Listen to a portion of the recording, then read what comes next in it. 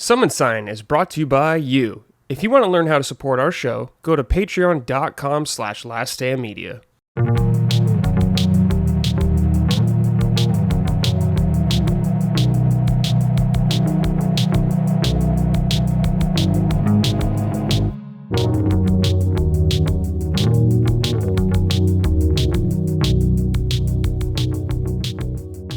Hello everyone, welcome to episode 12 of Summon Sign, Last Stand Media's weekly in-depth gaming discussion podcast. I am your host, as always, Brad Ellis, and joining me this week is Gene Park. How you doing, Gene? Good afternoon, or good evening, or good morning, wherever you guys are. I sound like Jim Carrey from The Truman Show. I just realized. Great movie. One of my favorite movies of all time. I always forget that it's one of my favorite movies of all time. But so good. Yeah. And also joining us, special guest Sai. Now, Sai, I've been watching your content for quite a while. Why don't you tell the people what you're really known for, though? What do you do out there on YouTube? Oh yeah, I gotcha.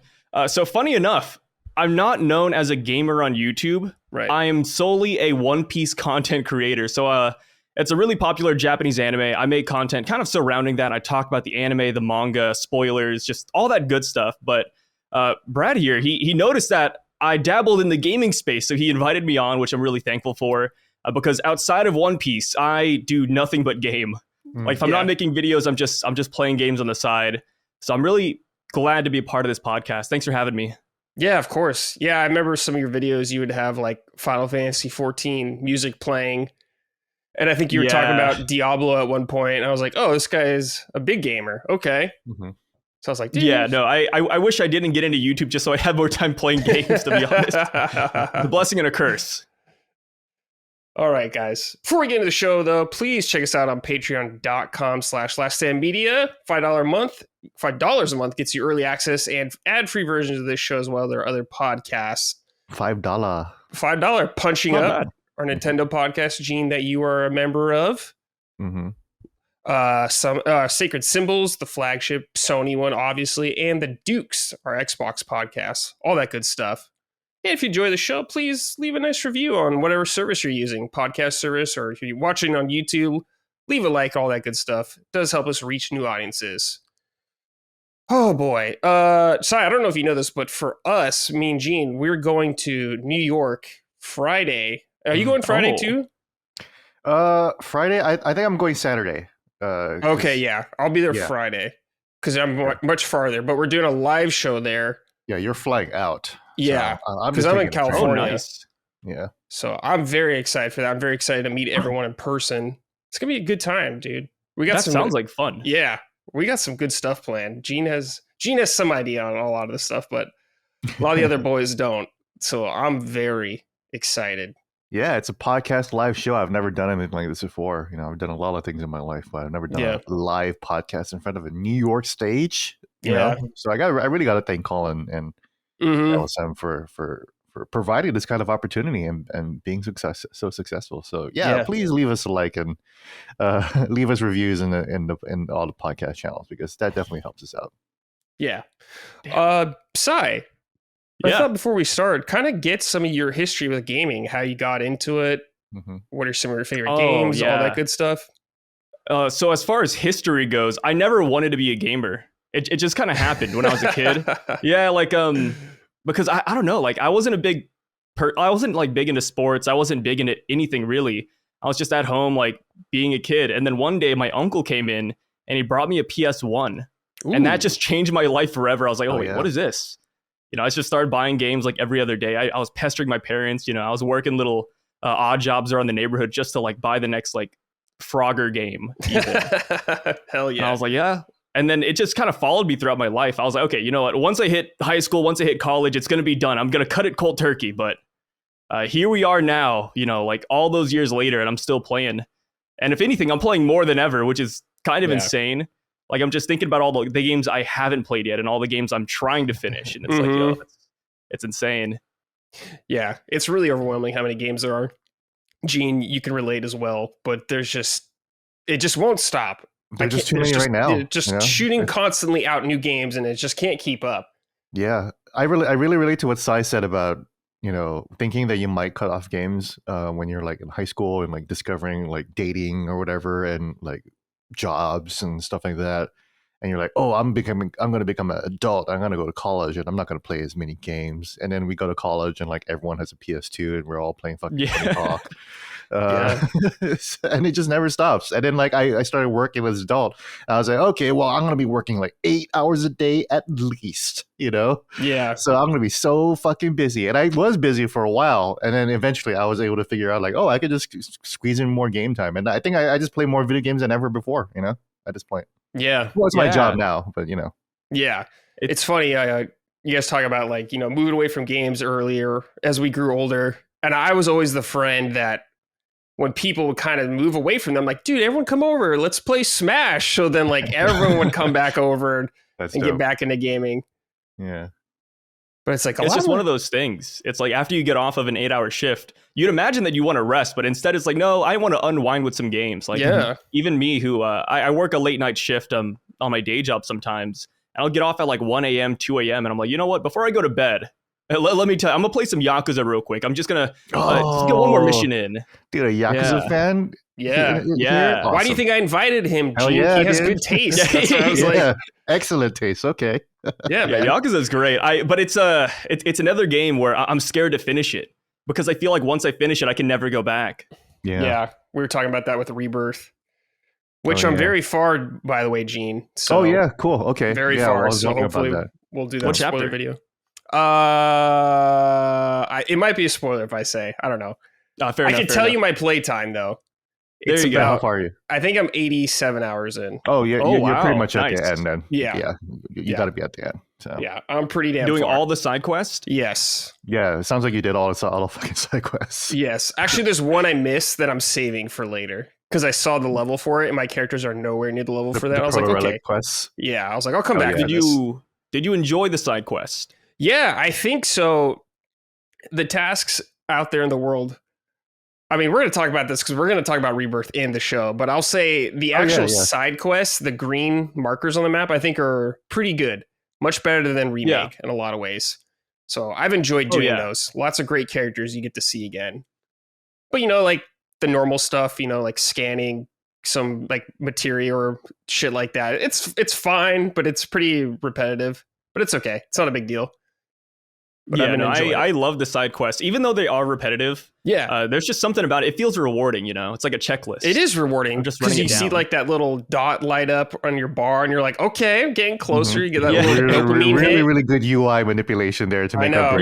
So good. Yeah. And then they have the haptic feedback, where I'm like, oh my god, my controller's vibrating. Oh no, man. Yeah, I'm doing something. And then, and then what's also great is that like Hamaguchi, the director, has always like loudly stated like, I love The Witcher 3, and Witcher 3 is a huge influence on Rebirth, right? And I can even feel it in the way when the side quest finishes. Remember in The Witcher 3, whenever you finish a quest, and then the music will go, yeah. Yes, I do remember that. I did it, right? And then like Rebirth does that with like its own like little like jingle. It's like dung dung dung dung. Yeah, and it's just like hell yeah, dude, I feel great. Yeah, man. It's all these like little UI elements that really work. Kind of like the iPhone email sound where it goes and you're like hell yeah, I sent that email, dude. Yeah, I sent the it's shit a out powerful of that email. thing getting those right sounds, man. Yeah. Get you excited, really matters. Damn. Yeah, I sent the shit out of the email. I beat the shit out of that side quest. I didn't even think of that until just now. I'm like, wait, I think every region has a different riff on the Final Fantasy soundtrack whenever you complete a quest too. Yeah, I think so. Yeah. So it never gets like repetitive in that. Exactly. Yeah, there's always some kind of new jingle waiting around the corner to reward you. Did you get to interview him, Gene? I did. Yeah. Cool. Yeah. How was that? It was cool. Yeah, we talked about the high wind. He was like, it's really, really important for me to recapture the essence of how it felt to play the original game. So that's why it was like, it's imperative that we have the high wind. Like you have to fly around the open world. Yeah. So that's what we got to figure out like landing spots for the high wind and shit like that in the world that they already built or whatever. Or they could do it like in Dragon Quest XI. We can talk about, Yeah, let's just get into talk about Dragon Quest XI. Before we do though, Sai, have you played this at all? That has been sitting in my Steam wishlist for a long time now. Okay. So I've been like teetering on the edge of playing it because I do want a really nice turn-based game, and I feel like playing Final Fantasy VII makes me want to go back to that type. Right. Yeah. So I'm like, I kind of want to go back to Dragon Quest XI, especially because of Toriyama's passing. So yeah, definitely. Just relive that. Mm-hmm. Yeah. Dragon Quest XI, incredible game. Gene, you beat the shit out of this game. I'm so happy you did. Mm-hmm. Let's talk about it, dude. Yeah. Toriyama's passing, rest in peace, rest in power. Right. It was precisely the reason why I decided to pick up Dragon Quest XI because, well, I actually have played Dragon Quest XI. I was actually, if you don't, if you know, well, I won't talk spoilers, but not yet, at least, anyways, right? But if you know we'll that the do game general thoughts, then spoilers after, if you want. Or if you know that the game has a general 3-act structure, then I was at the Mhm. end of Act 2, right? And I was just at the cusp of Act 3. And then okay. when Toriyama passed, I was like, okay, I should just finish that whole section. Actually, I was in the middle of Act 2. Sorry. So I didn't finish Act 2. So I was like, I should finish Act 2 and see what happens there. And then I saw what happens at the end of Act 2, and I was like, oh, I got to keep going. You know, I got to finish this thing. But yeah, Sai, I think you would love this game too, especially since you're expecting that it's turn-based, because it's a long game, right? But the narrative structure is exactly like an anime episode, right? Where there's an intro sequence, and then the hero goes off and does the quest, right? And then the hero goes on to the next town, and then the hero will find like a bunch of people who are in trouble at like a unique situation that the hero must solve. And then the whole quest is about solving those issues, and then new characters will get introduced, a new member of the party will join and stuff like that. And then you beat the quest, and then you go off to the next adventure. Mm-hmm. And then it kind of feels like you can roll credits there, and then like once you get to the next town, that's the next like episode, right? Yeah, and then you can just pick it up whenever. Exactly. Like you can. So that's why like when I picked it up like a year later, like it felt like, oh, like it's like they finished the season, right? And like now I'm watching the final season of Dragon Quest XI, and I was able to finish it off, even though the game came out in 2017. Was it that long ago? Oh yeah, dude, yeah, so long ago, man. Oh my god, the game came out 7 years ago. Can you? And you finally just beat it. Yeah, and I finally beat it. I didn't really play it until 2019. Okay, was it the Switch version? It was a Switch version. Okay, you know, I thought like it would Dragon Quest just makes more sense on the Switch. Sure. I play because talking briefly about the history of Dragon Quest for me, I only played Dragon Quest 1 through 5, but I definitely loved the original trilogy. I grew up on the trilogy. You know, Dragon Quest 1 was the first RPG I ever played. You know, I was on the ground floor for that shit. So that's why, like, it just feels right to play Dragon Quest on Nintendo, and Nintendo Switch has the best version, anyways, with the symphonic music and the party that's actually following around. And then it got released later for PS4 and Steam eventually. Yeah, the Nintendo version was definitely the for a while it was. Yeah, I was so mad about that, Gene, because I played it when it came out originally on PS4. And I loved that game. It was my goatee that year. I was like, this game rules. But then I saw they added new content and like better music. I was like, fuck, I'm not playing through that game again right now. Yeah, so I see the Dragon Quest 8 pro poster right in the back. Yeah, so they actually added they actually added the nice. 8 soundtrack into the game too, you know? Yeah, they have like his outfit and everything too, man. It's you can get the outfit and everything. It's pandering to me for sure. And you know, I can't believe people played the PS4 version because like there's no party following it around. That's crazy. Nope. Yep. There's no sprint button. That's crazy. Nope. You can only forge at camps. That's crazy. You know. Yep. We had it rough. So a lot of like wonderful quality of life, life ticks. So definitely get the S version. Yeah, I think it's a free update on Steam. You're going to be spending a lot of time just doing a lot of fun stuff. I'm like looking at the definitive edition on Steam right now. It's on sale, so it's like, oh, maybe I'll just pick that up on the side. Dude, just get this right now. Yeah. Yeah, like I might as well. Yeah, I got it on Steam too. It was on sale. I was like, I'll play it again on PC. How big is your party in that game? Like, how many characters can you have with you? I will say 7 for now. There's one spoiler character, so. Okay, gotcha. It's 4 players in a fight, right? But it's 4 players in each fight, yeah. But then you can cycle. So you can cycle the party in and out at any time, like during the fight. So it's not even like Rebirth where you're kind of stuck with the 3 people, but then the rest of the 3 people are in the back, which is sick. I love that shit. But Dragon Quest is like more strategic. Like you can use your whole party in the fight, and like switching out a character, like there's barely a toll for that. Nice. If you need your healer and or your magic spell user and they're not in the party, just switch them back in and then throw them in easily. Boom, just drop that spell.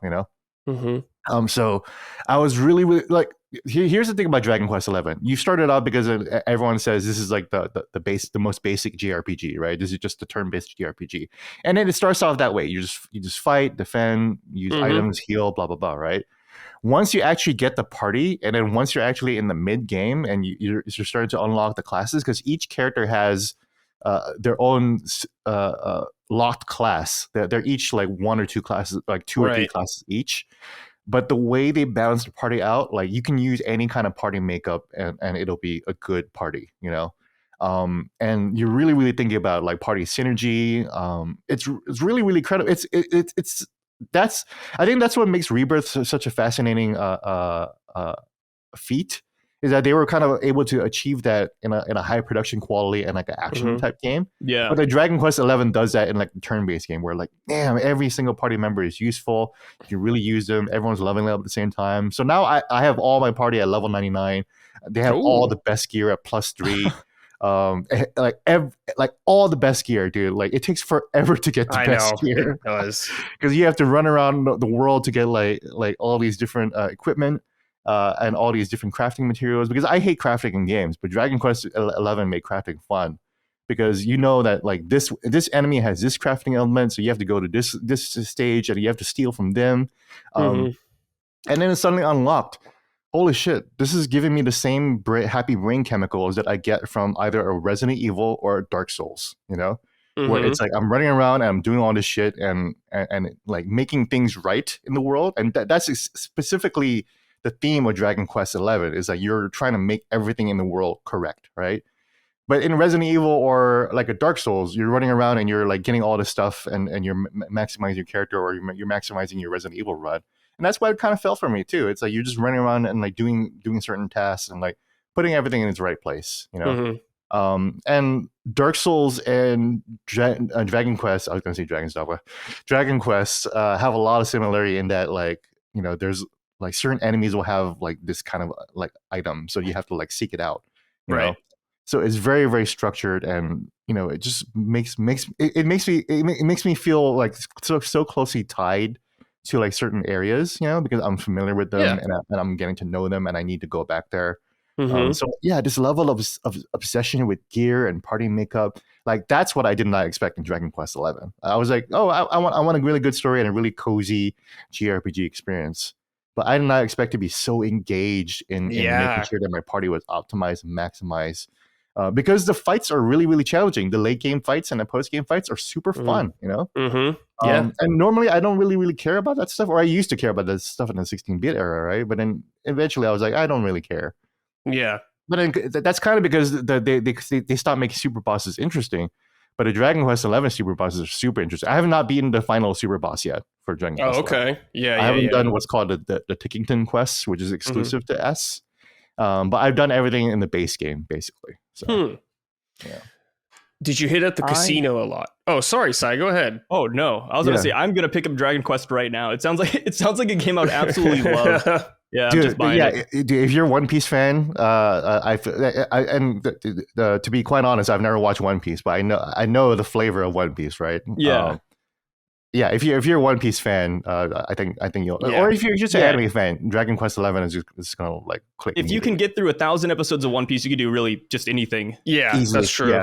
Yeah. Dragon Quest XI won't be so easy peasy in comparison. As far as Dragon Quest goes, like how are the side quests in that game? Because for me, what sells a good JRPG is just the side quests.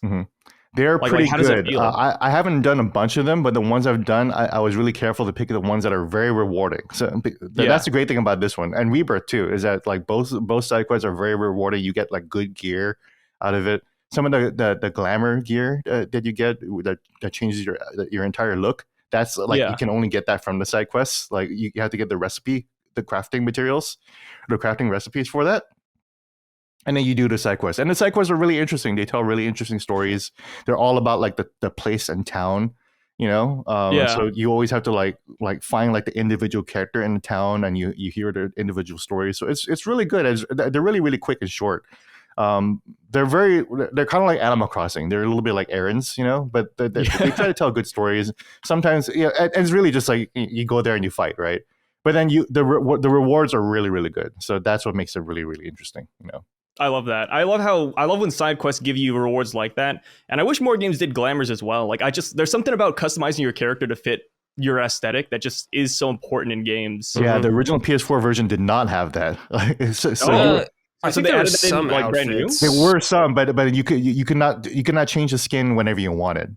Oh, okay. Yeah, that sounds. If you had half of the glam outfit, but then your helmet was better, but then that was not glam, then you're back to your default outfit. But in the Nintendo or the S version, you can if you got the glam outfit, that's permanently in your what is it called? God. Just Fashion Quest or whatever like that. It's just permanently in rotation. You can just wear it whenever you want. You can even sell the material. You can even sell the clothes, and you can still wear it whenever you want. So that's great. Yeah, dude. Did Casino? I hope. Oh yeah, Casino. Yeah, I have not. I've done a little bit of it to get some of the stuff, but I haven't gotten the jackpot. Everyone keeps telling me just keep going and you'll get a jackpot. I'm like, okay. I spent an hour on the slot machines, and I was like, what the fuck? I was listening to podcasts, and I was just like in the casino, just like pulling on the slot machines, and I was like, what is going on? Like, I'm not winning a lot. I only have like 40,000 tokens in the casino. There's a whole casino in the game, so here's the funny thing about the difference between Rebirth and Dragon Quest XI. Like, I used to think Dragon Quest XI was AAA. I was like, Dragon Quest XI is a AAA game. Come on, And then Rebirth comes out and has 400 tracks of music, all this voice acting and all this cinematography, and also like Queen's Blood, like its own uniquely like made like card game. And in comes Dragon Quest XI with like 5 songs and like yeah, that's true. Like Funimation quality, like voice acting, which is good, but like definitely like watch out. Like some of the voice acting will remind you of anime, right? Yeah, definitely. And also the casino game, like the card games, they're not like Queen's Blood or like unique like Gwent or anything like that. No, it's fucking poker and blackjack, baby. Yeah. You're hitting slots and stuff like that. It's a classic casino with slot machines and roulette and poker and blackjack. So if you know those games, then it's familiar. And yeah, apparently you can get real stuck in there. I am gonna go back in there because that's where you get the best whip in the game, and I do love a good whip. Oh sure. So I do not have the best boomerang. I don't have the best whip in the game. Those are the only 2 weapon styles that I don't have. So is it truly like you're gambling in that game then when you pull the slot machine, like completely randomized, like you just have to pull it until you win? The GameFAQs, the fucking people on GameFAQs are telling me that the favor is in your odds. The game wants to reward you, right? So even in blackjack, the house is going to lose eventually. Mm-hmm. But I haven't gotten to that point yet, so I don't know. Yeah, they're just beating you up. They're taking your money. Yeah. Well, that's funny. Like I'm winning slowly, but then like they're like, oh, don't worry, you'll hit a jackpot anytime soon. I'm like, God. So I mean, that's another thing about Dragon Quest. Like, it's pretty RNG. There's one side quest where it's like super RNG. Like, just try to kill this type of enemy as many times, and then maybe the boss will come out. And then like some people will just kill it like twice, and then the boss will come out. And like I killed like 30 of them, and like nothing came out for me. So I was like, fuck it, I'll just do something else, So sometimes, so like Dragon Quest is a good game where you kind of look shit up, which is fun. Yeah, like, in the best way. Yeah, like that's fun in the best way, No, I definitely agree. I feel like some of my best memories with games is just like old school Final Fantasy, like 1, 2, and 3, where like I get lost because there's no like quest marker or anything. You kind of just like roam the world. And I was like, yeah, I don't know where to go. Let me just look up GameFAQs, right? Like, let me just see what's happening. Or I did that for all the Tales of games too. I'm just like, oh, I don't want to miss any collectibles. Let me just GameFAQs it. Let me make sure I'm not missing anything. Yeah, there's something so fun about that. Just like comparing. It's like comparing notes, right? Dude, yeah, totally. Yeah, Dragon Quest XI, you don't get lost in the story. It's super hard to get lost in the story because then the entire party, like you can talk to the party at any time you want, and the party will just tell you, hey, maybe we should be doing this. So it's really, they'll tell you like where to go. They like so unless you're like really stupid, then you won't be able to like process it. But that whole note-taking thing that you talked about, like original Final Fantasy stuff and getting lost and finding the right materials, that element is still in there, but it's in like the harder materials. Like if you want the best gear, you want to find the best boss, you want to find the best like dungeons, and the best like crafting materials, and then you might want to be taking notes. Because if you take notes, then that'll totally work. Like, oh, this material is the serpent soul. This in this region. Okay, so now you really need to be grinding like serpent souls at the end of the game. So you're like, okay, let me write this down. Serpent souls are in a desert region, so I'll come back here when I need it. Stuff like that. Or you look it up on GameFAQs and it's right there. Yeah, look at a little YouTube video as well. Exactly. So many old YouTube videos. Shout out to the old YouTube creators with like 500 views, but they're just telling me like where the crafting material is in this one town. That's the video. Yeah. They just want to help people. Yeah. Those just are good completely videos. Altruistic. Yeah, exactly. Like they're not a creator. They're not doing anything. They're like, dude, like check out this shit that I found. Like no promotion on the side, no nothing. Yeah, no commentary, no nothing. It's like it's a 30-second video that just shows me where the thing is. I love it. They added enemies on the field, right, in this one where you could see them. Okay, I was trying to remember if they had that. And you get the horse thing about it too. Is that when you see the enemy, like you can press A to attack it, and then you'll do some damage at the enemy party, like when it switches to the turn base. So it goes from like, oh, you want to fight, like you just walk up to enemy and then the fight will start, or like, oh, you really want to fight, like it gives the power, it gives more power to the player to have more engagement in the game. It's really fun. Yeah, I like that. Yeah, like as much as I like the classic, like, oh, you're walking and then you hit a bush and then boom, your screen cracks. The enemies are here. I'd much prefer to see the enemies out there because it makes the world feel more alive. That's what that's why, like, I was looking at the old YouTube comments and a lot of people are comparing this to Pokemon, and I'm like, yeah, totally, I can totally see that. First of all, Pokemon ripped off Dragon Quest, right? And then in comes Dragon Quest, and like they're able to like make a great game that looks amazing on the Switch with all these wonderful monsters roaming around, and like nothing looks terrible, as opposed to Pokemon. They just can't do it. I love that. Yeah, little rough. That's funny. Let's see. Kramer wrote in, "Hey Summoners, Dragon Quest XI might be one of my favorite JRPGs ever. I would love to see Square Enix release pixel remaster style games for 1 through 6. Dragon Quest 5 and 6 are blind spots for me. Do you think Square Enix will stop being cowards and release these for modern consoles? Finally, what is your personal favorite Dragon Quest game?" Kramer, not Cosmo.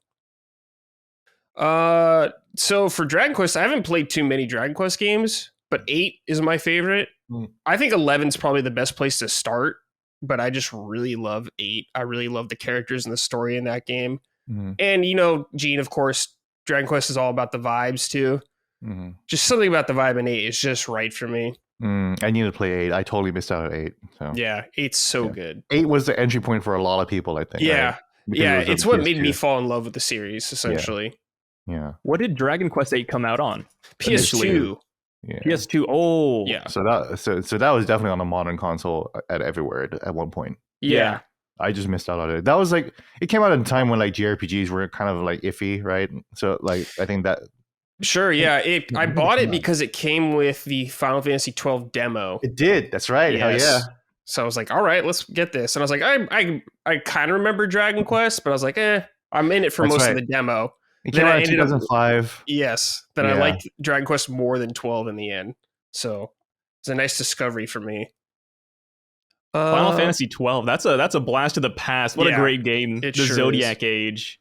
Yeah, I never played the Zodiac Age. I heard they fixed a lot of stuff in it. Oh, they did, dude. You gotta. That's the Dragon Quest 11S of Final Fantasy 12. I know, dude. It's so much better. It's definitely worth it. Yeah, it's really good. It's really good. Definitely worth it. Fuck, man. I know. It's just too many goddamn games. There's too many games. Yeah, I never finished Persona 5. I gotta finish Persona 5. Yeah, dude. Yeah, you do. I really, really want to finish it, and I've been working on that for a long time. So I was like, after DQ11 and like this whole rush of like games right now, I'm gonna go back to Persona 5, and then I'm finally gonna finish Baldur's Gate 3 after that. There's like rumors of like Persona 6 already. Games. Yeah, Persona 6. Yeah, there's rumors of Persona 6. Like they're talking about being on Xbox 2 or something like that as well. So probably getting pretty close, maybe a year or two away, because Metaphor is still coming out this year. That's right. So probably not till after that, which is fine with me because Metaphor looks insane to me. Yeah, I was gonna say Sega should let that cook, but then Sega is the company that releases Like a Dragon Gaiden, and then one month later, Like a Dragon Infinite Wealth. So I'm like, okay. Yeah, then Persona 3 Reload, and it's just Persona 3 Reload and at the same time. Yeah, they are not. They're just firing from the hip. Yeah, I love it. They're going crazy. Let's see. Nevitz wrote in, "Hello, summoning crew. Dragon Quest. Let me answer the other question. Oh yeah, go ahead. Yeah. So my favorite is Dragon Quest V. I played that one. Ooh, I heard five, dude. The story in 5 is like nothing like in an RPG. Like there's still no story like it. You know, it's so good. I like no spoilers. The whole point is like the story has so many surprises. Yeah, even to this day, like I would consider it like one of the top JRPG stories of all time, up there with like Chrono Trigger and Suikoden 2. Wow. Yeah, so I really, really wish that they would re-release Dragon Quest V because like, people need to experience that story. Like, holy! And the great thing about the story is that you can be a boy or a girl. You know, that's one thing that was tough about Dragon Quest 11 is like you kind of locked into a boy. I think they gave him long hair so like girls can kind of role play as a girl, kind of, you know. But with Dragon Quest V, you can be a boy or a girl, and that really, really helps you like insert yourself into the game. Sure. Yeah, totally. But yeah, I really wish that they would release the remastered versions of even the first 3, because then the ones on the Switch are the mobile versions, and those are ugly as shit. Yeah. You know. Yeah, a pixel remaster would be really cool. Yeah. I think that's such a cool idea. I mean, exactly, like a Final Fantasy pixel remaster, that collection, that would be really, really nice. And then even just thinking back to like a Octopath Traveler, like the possibility with pixels, it's kind of crazy with what they could do with it. Mm-hmm. So they are making a HD 2D remake of Dragon Quest 3. They announced a while ago. Yeah, we just haven't heard about anything about that. So. I don't know. Dragon Quest takes like 10 years to come out, so yeah, for people who don't know, Dragon Quest 3 is like the seminal one. Like that's the one that came out and everyone was like, oh shit, Dragon Quest series, like this is actually the shit, because like that was the one where like a lot of the JRPG standards were like solidified and crystallized, you know. Including like party members and like the mage and like the warrior and everything, you know. Yeah, I mean, I want to play desperately, so get Dragon Quest 3 HD remake trailer 3 years ago. Yeah, man. Yeah, crazy. What? It's been a long time. Why is it taking so long? I don't know, man. I don't know, man. Dragon Quest games take forever. Unless it's a spin-off. Forever. Unless it's like a Joker game or something. Yeah.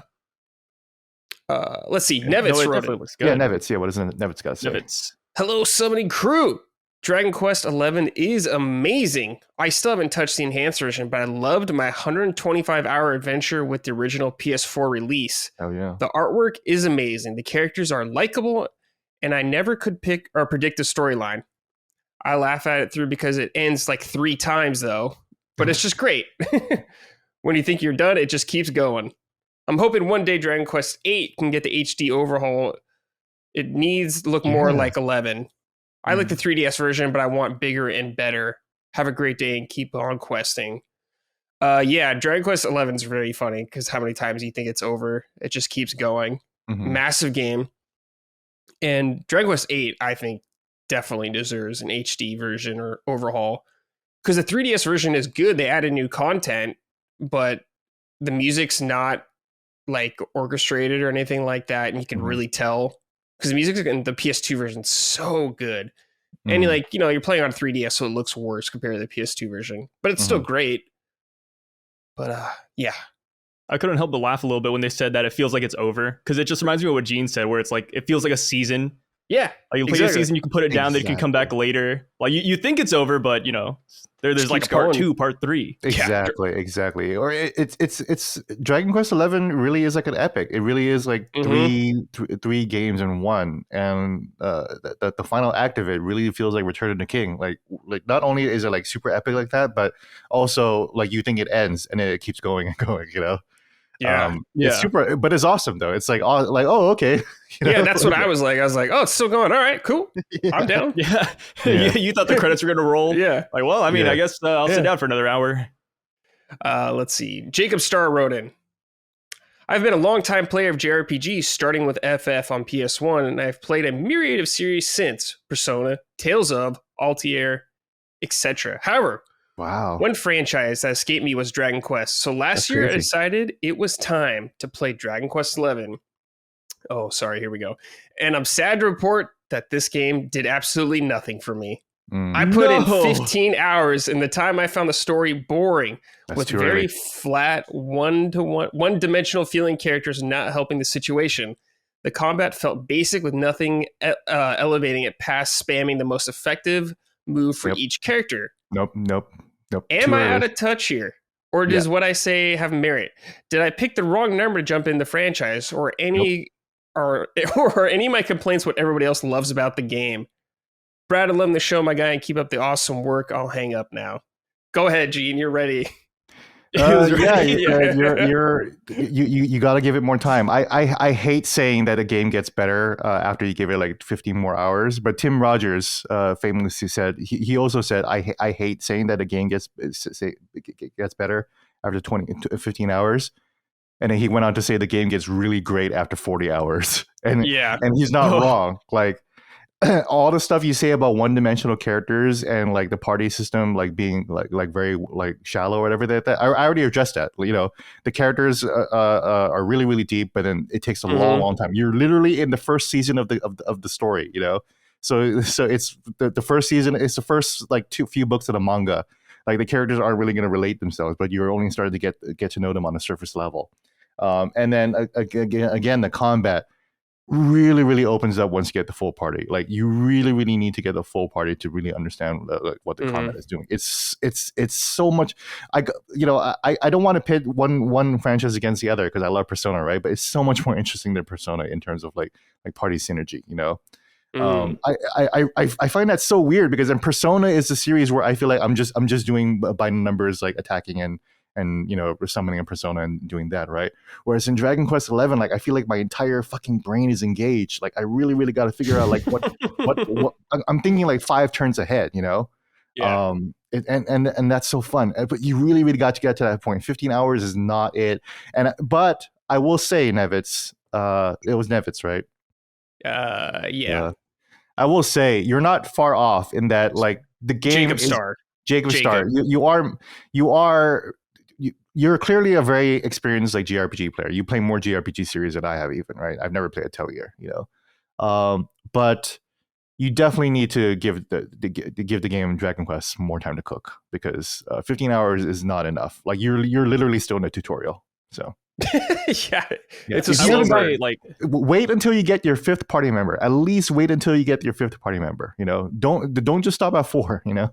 Yeah. I would even go in far and say like, I haven't even played Dragon Quest XI, but 15 hours is too little when you think about the scope of these games. Like, I forgot which one of you said it, but like 125 hours into Dragon Quest XI. And it's like, yeah, that's a lot. You know, like in the grand scope of things, you played 10% of the game, you barely scratched the surface. Yeah, and here's the thing, bro. Like, you like I said this on Twitter, right? Like, Rebirth is like a 100-hour game if you do all the side quests, which it is, right? I barely did any of the side quests in Dragon Quest XI. My final time is 90 hours, you know? This is that's because I skipped a lot and I did a lot of the, like grinding on the great thing about Dragon Quest XI is that you can grind, but then there's an absolutely surefire way to grind yourself up to like 10 levels like at just after one fight. But then it's like a interesting concoction of like spells and like abilities and party makeup. Oh right, yeah. Is it metal slimes too in that? It's the metal slimes. So there's an enemy called metal slimes in every single Dragon Quest, and they're super hard to hit. They're very agile, so you can only hit them like maybe like 10-20% of the time. And they're because they're metal. Their defense is super high, so any physical attack, if you actually land a hit, will only take out 1 HP, right? Right. But a critical hit will always land no matter what the agility of the enemy, and it will always land more than enough to kill a metal slime.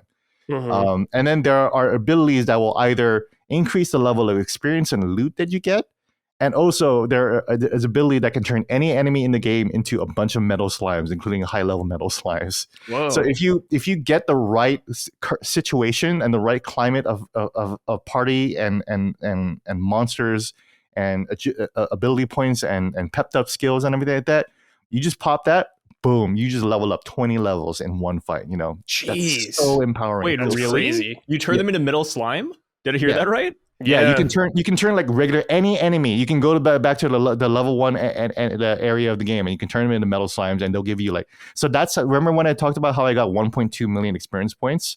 Yeah, that's how I did. Where I was actually at the end game dungeon, but I turned a bunch of them into metal slimes. But I already killed 1 metal slime. And then the rest of there was 1 metal slime, and then the rest of them were regular enemies. I killed the 1 enemy slime, the one metal slime, and then I did a thing where I made the party experience and the loot will go up. And I redid another special attack where you really got to wait for that to happen again, because it's like limit breaks, right? And then all three characters have to have the limit break going up, and then you fire all three at once, and then you turn the rest of the enemies into metal slimes. And then so there were 3 metal slimes, addition to the 4th one, and that's how I was able to get 1.2 million experience points. And I was able to level up from level 87 to like level 99. Like I was like, boom, perfect. I'm done with the game. You know? That's such a cool thing to have. Just turn your enemies into metal slimes and just farm them. Yeah, just farm them. Yeah, it's so good. Cool. It's so empowering. Like once you figure that out, you know. I also love how they're like gimmicky too. Like, you know, like physical hits only do 1 damage, but you have to crit them. Yeah, I love it when games have fights like that. Yes, there's a lot of enemies like that. So that's why, like Jacob, like there's so many different enemies where you really got to figure it out. That you really got to figure out how to beat them. Yeah. So yeah, just wait, just make the game cook, man. You left way too early, and you're right. Again, going back to my point. Sai was saying, like, this is a 125-hour game. This is a 100-hour game with like no caveats, like without the side quests. Like, this is a long game, so you really did experience only like the first like 10%. The game was only the beginning, you know. So. Yeah, it's a very slow burn, but very worth it. But yeah, that's why it's hard to recommend to people, because it's like you really got to be in the mood, or you really got to be patient, or you really got to understand, like, okay, you know, you might get burnt out, because I totally got burnt out, man. You know. But that doesn't mean that the game is bad. You know, Yakuza is like my second favorite game series of all time. I burn out of Yakuza all the time, you know, because those games can be a grind too, you know. So yeah, for sure. That's how I am right now with Yakuza. I picked it up, put it down, pick it up, put it down. Like, I just finished all of Sujimon, and now I'm just like, yeah, I'll come back later. Yeah. I did all of Dondoko Island, and after that, I was like, oh, dude, I'm done. It's funny. I did all of Dondoko Island. I didn't even enjoy like doing like, you know, bashing the trash bags. I was like, I'm just gonna do it because I want to, you know, like I just want to grind it out. Yeah, I'm not even having fun. I just want to get to a 5-star resort. Yeah. All right, boys, let's move on. Sai, Sons of the Forest. You've been playing this. Yes. Just came out of early access, you said? Yeah, it just released 1.0 3 weeks ago. Oh, okay, wow. And I decided to hop into it with my wife because nice. It's a game I could never play by myself. Let me say it right there. I am not a big fan of survival games in general. So that was already like, okay, I can't do this by myself. And then you add in cannibals, you add in weird mutant creatures that pop out of the forest. I'm like, I'm not messing with this game. But thankfully, I had a partner throughout all of this, and it's a game I really wanted to hop into. And it's kind of fun because like they just drop you on this island with no real quest marker. They're like, hey, you're here, you can survive, you can explore, you can look for why everything is going on. And that's kind of how I tackled it, like the first couple of days in the game, because it's seasonal in the game, which is I thought was really interesting. Oh, like the first 10 or so days, it's springtime, and then 10 days later, it's wintertime, which makes you really cold. You know, like you have to have a shelter by then. You have to have like fires all around you. So I thought it was really fun in that aspect. It was such a different survival game from what I played. And I just love the horror elements of it. There's not a lot of horror games out on the market right now. So I wanted something that would like put the fear of God in me. Like I don't want to feel safe when I play games. Oh yeah. I feel like this is one of those instances. So yeah, I'm looking at some footage of this game. It looks insane, first of all. It's a lot of fun. Yeah, and what's cool about it is that the enemies are pretty dynamic. Like when you're dropped on the island, it's not exactly a spoiler because it's kind of told to you in the beginning, but the cannibals that you fight on the island, they can either be your friends or they can be your enemies. It's kind of based on your initial interactions with them. If you walk up to them with the weapon, they're probably gonna fight you. Sometimes like they'll kind of just stare at you from a distance, and depending on how you act, changes their behavior towards you as well. For me, I was running and gunning. I saw a cannibal looking at me from over the hill. I was like, I gotta kill this guy. You know, I brought out my axe. I started chasing him down, and then thinking back to it, I'm like, I probably shouldn't have done that. Yeah, if a guy landed on my front doorstep and did that to me, I probably wouldn't like him either. Yeah, totally. So yeah, you're on this island with a bunch of cannibals. What's like your objective when you're here? Is it just to build something to get out or live a certain amount of days? Like anything like that? Yeah. So when you're dropped on this island, essentially the whole story is like, hey, you're here to find these other soldiers. Like that's your whole mission. So you can look for them. You don't have to. Like the game doesn't force you to look for any of that. You can really just settle down and build a house if you wanted to. But I really wanted to progress the story, so I managed to finish the game in just 2 or 3 days, which I was kind of surprised about. Yeah, I didn't do any building.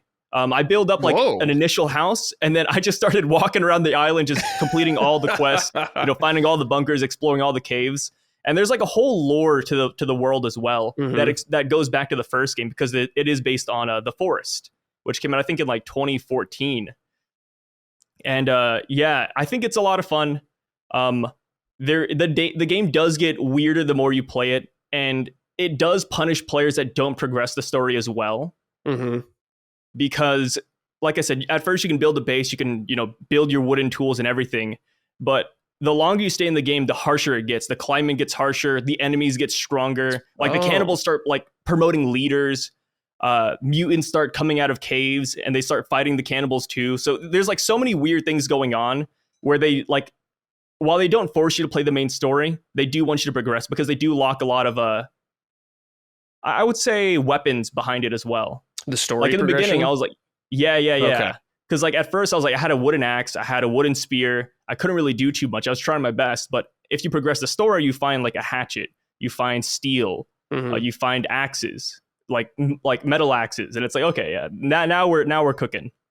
I would say it's the same thing in a lesser scope to Dragon Quest XI. Like, don't give up in the beginning because you only have wooden tools. Like, make it to the steel. Like, right. That's when you start like opening up the game and like seeing what you can do with it. Do you need to like craft? So like, let's say you didn't craft that much of your base. It sounded like you kind of just had the basics and went. Do you need to craft certain things to progress through the story though? Like, I'm thinking like, I don't know if you've ever played Subnautica or anything like that, where it's just like, I got to build this thing to be able to reach this spot or anything like that. I would say no. There's only one item in the game that you have to craft, and that's for the ending. But everything else, you just have to like go to a specific cave, pick up an item. Like there's some things that are uncraftable, like a shovel, for example. Okay. Like a shovel is like the biggest thing you need in the game. And you, for some reason, you can't craft it. You can't dig with your hands. You need to find like an actual, like honest to God shovel. And it's hidden in some cave for some reason, hidden, like surrounded by mutants. As far as that goes, like you don't really have to craft anything at all. And I think the game almost encourages a nomadic lifestyle where you don't like have a lot of bases. You just have one and then you kind of just travel. Because the backpack in that game is so crazy. Like if you open up the crafting menu, you like lay out this giant tarp, and then you can like spin your character around and just craft whatever you want. Like it's one of the best inventories I've seen in a minute. I love how unique it is. And one thing I do like about the game as well is the graphics. I think the graphics of the game are just so... It's pretty mind-blowing. Like how realistic everything looks, which I think adds to the horror factor of it as well. Oh, yeah, definitely. So, but like, I don't know, at your base, let's say, if you take time to craft at your base, are you rewarded for that in any way? Or is it more so just like, here's shelter, that's what we want you to focus on, and just go out and do the objectives? It's only rewarding to just like have a base. Like it doesn't reward you in any other way, because the cannibals on this island, they actively attack your base, like especially if they're hostile towards you. Oh, like Power World. Yeah, it's like Power World. Like you just get raided out of nowhere. Yeah. Like, and the worst part is that there's a sleeping mechanic in the game, and if you were to go to sleep in the middle of the night, you could wake up in the middle of the night still because you're being attacked, and it's one of the worst feelings ever. Because you just have these guys jumping in trees, hiding in bushes, chopping down your logs, and you're like, dude, I just built that. That's one of the reasons why. Yeah, it's awful. Like it's one of the reasons why I didn't want to build a base outside of my first one. I built a little lean-to, I built a little wooden barricade, and that was it. I was like, yeah, you know what? Forget it. I can't deal with this. I can't have people invading my house. And I built on the beach so I could see them coming. But you'd be surprised. Like you look away for a split second, and you have like 10 people running up on you, and it's an awful feeling, really. Damn. Can you build it's brutal defenses like spikes or anything like that, or pits? You can, but you can definitely do that, but it's not really worth it. Like you need like 10 sticks to build a little trap, and then after they break it. Oh, and I'm like, dang, I don't. They just keep on coming. And then after a while, like as you progress through the days, the enemies just get stronger and stronger. Like I don't know what they're feeding these guys. But at first, you're fighting regular sized people like us. And then after a while, like these guys are like 10-foot monsters. Like, they got like a 500-pound belly, but they're running at you at full speed like a football player. I'm like, man, I can't do this. That's one of those instances where I was like, yeah, maybe I'll just go play a turn-based game for a minute. I would have a shot. Yeah, de-stress.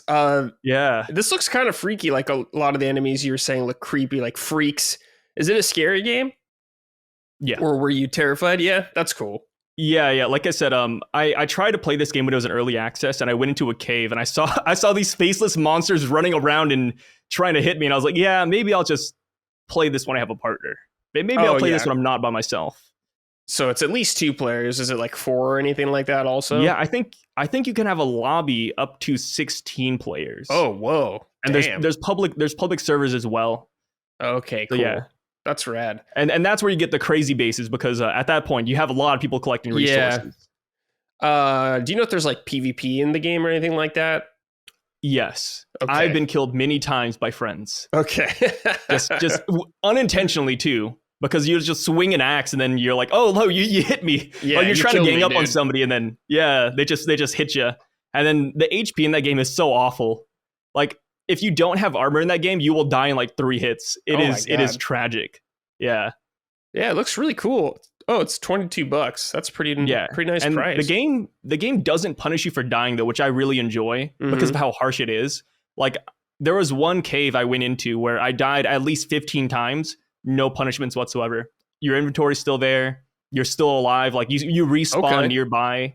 I was playing on the normal difficulty, so I don't know how that scales up when you play like hardcore. Right. I'm assuming there are punishments, but on normal, you can die as many times as you want. No real retributions for it. Gene, you played a little of the Power World we were talking about. Would you be interested in playing anything like this? I am. I'm just not in the mood for it right now. But you just got to be in the mood for a survival game, right? Yeah, totally. So that's really about it. It looks super interesting. I like the production quality of it. I feel like that would add into the atmosphere of, and also cannibals. Cannibals are such a narrative trope, right? But I don't know if I've ever fought them in a survival game. Yeah. I feel like, I don't know. So I feel like that in itself could be a pretty unique experience. I'll check it. I might check it out. $22. I don't know. I don't really check out a lot of early access games though. I usually just wait until the end. Now it's out though. Yeah. Oh, it's out now. Okay. Yeah. 1.0. 1.0 is out. Oh, awesome. Yeah. Okay. Well, I should check it out then. Yeah. Yeah, it's ready. I think it's survival games is one of those. It's one of those genres you can easily get burnt out on, just because they all have the same starting area, right? You start with wood, you go to stone. You just always work your way up. I think that's just one of the hard things with survival games. Like after playing Sons of the Forest and Pal World, I don't think I'm going to play another one for a while. Right? Yeah. I'm done. I'm chilling. Such an interesting observation, though. Like every survival game actually does have the same starting point. Like you're always just starting out and just chopping wood. Yeah.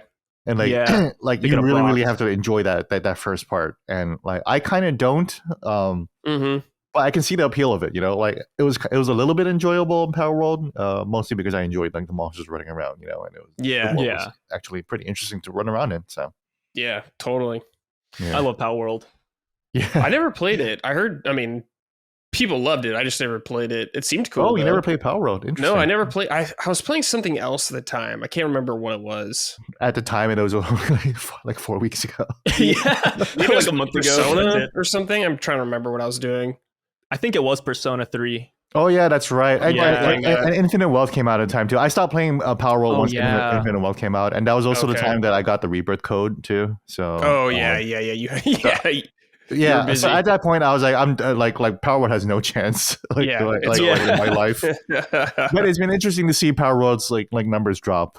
Which is like that's not like calamitous or anything like that. It's not on Power World's fault or anything like that. That's how it is. Yeah, it's just how it is. But it is interesting. Like I was like, oh, is Power World like the phenomenon? Is it just does it have staying power? I'm like, no, not really. It's just a good game. Yeah, had a good time. Yeah. So like that's why I was like, I think some people are being a little hyperbolic, like, oh, this is gonna like influence Nintendo to do all this. I was like, I don't think Nintendo gives a shit. I wish it caused them to do something, but I do wish that too. I wish that too. We all do. but I don't think Power World at its popularity is going to be convincing enough at this point. No. Sadly, I think the last numbers that it bolstered was like 29 million players, like in total. Yeah, which is kind of ridiculous. Which is huge. Crazy. That's massive. That's huge. That's crazy.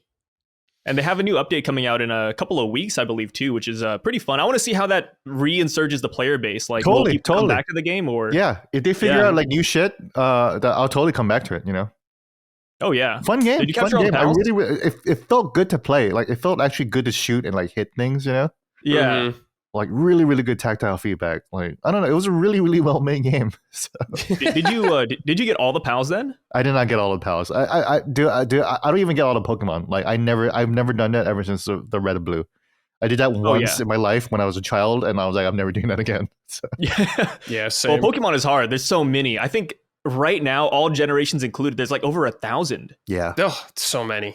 Yeah. Even with Scarlet and Violet, there's like 700 or whatever. So it's like, jeez. I'm not gonna get all that. No shit. way, dude. Yeah, maybe I'll just get my favorites. Yeah. That's exactly it. I got all my favorites. I got my party. That's all I need. You know. So yeah, that's fine. All right, boys. Let's talk about Dragon Ball Z Kakarot.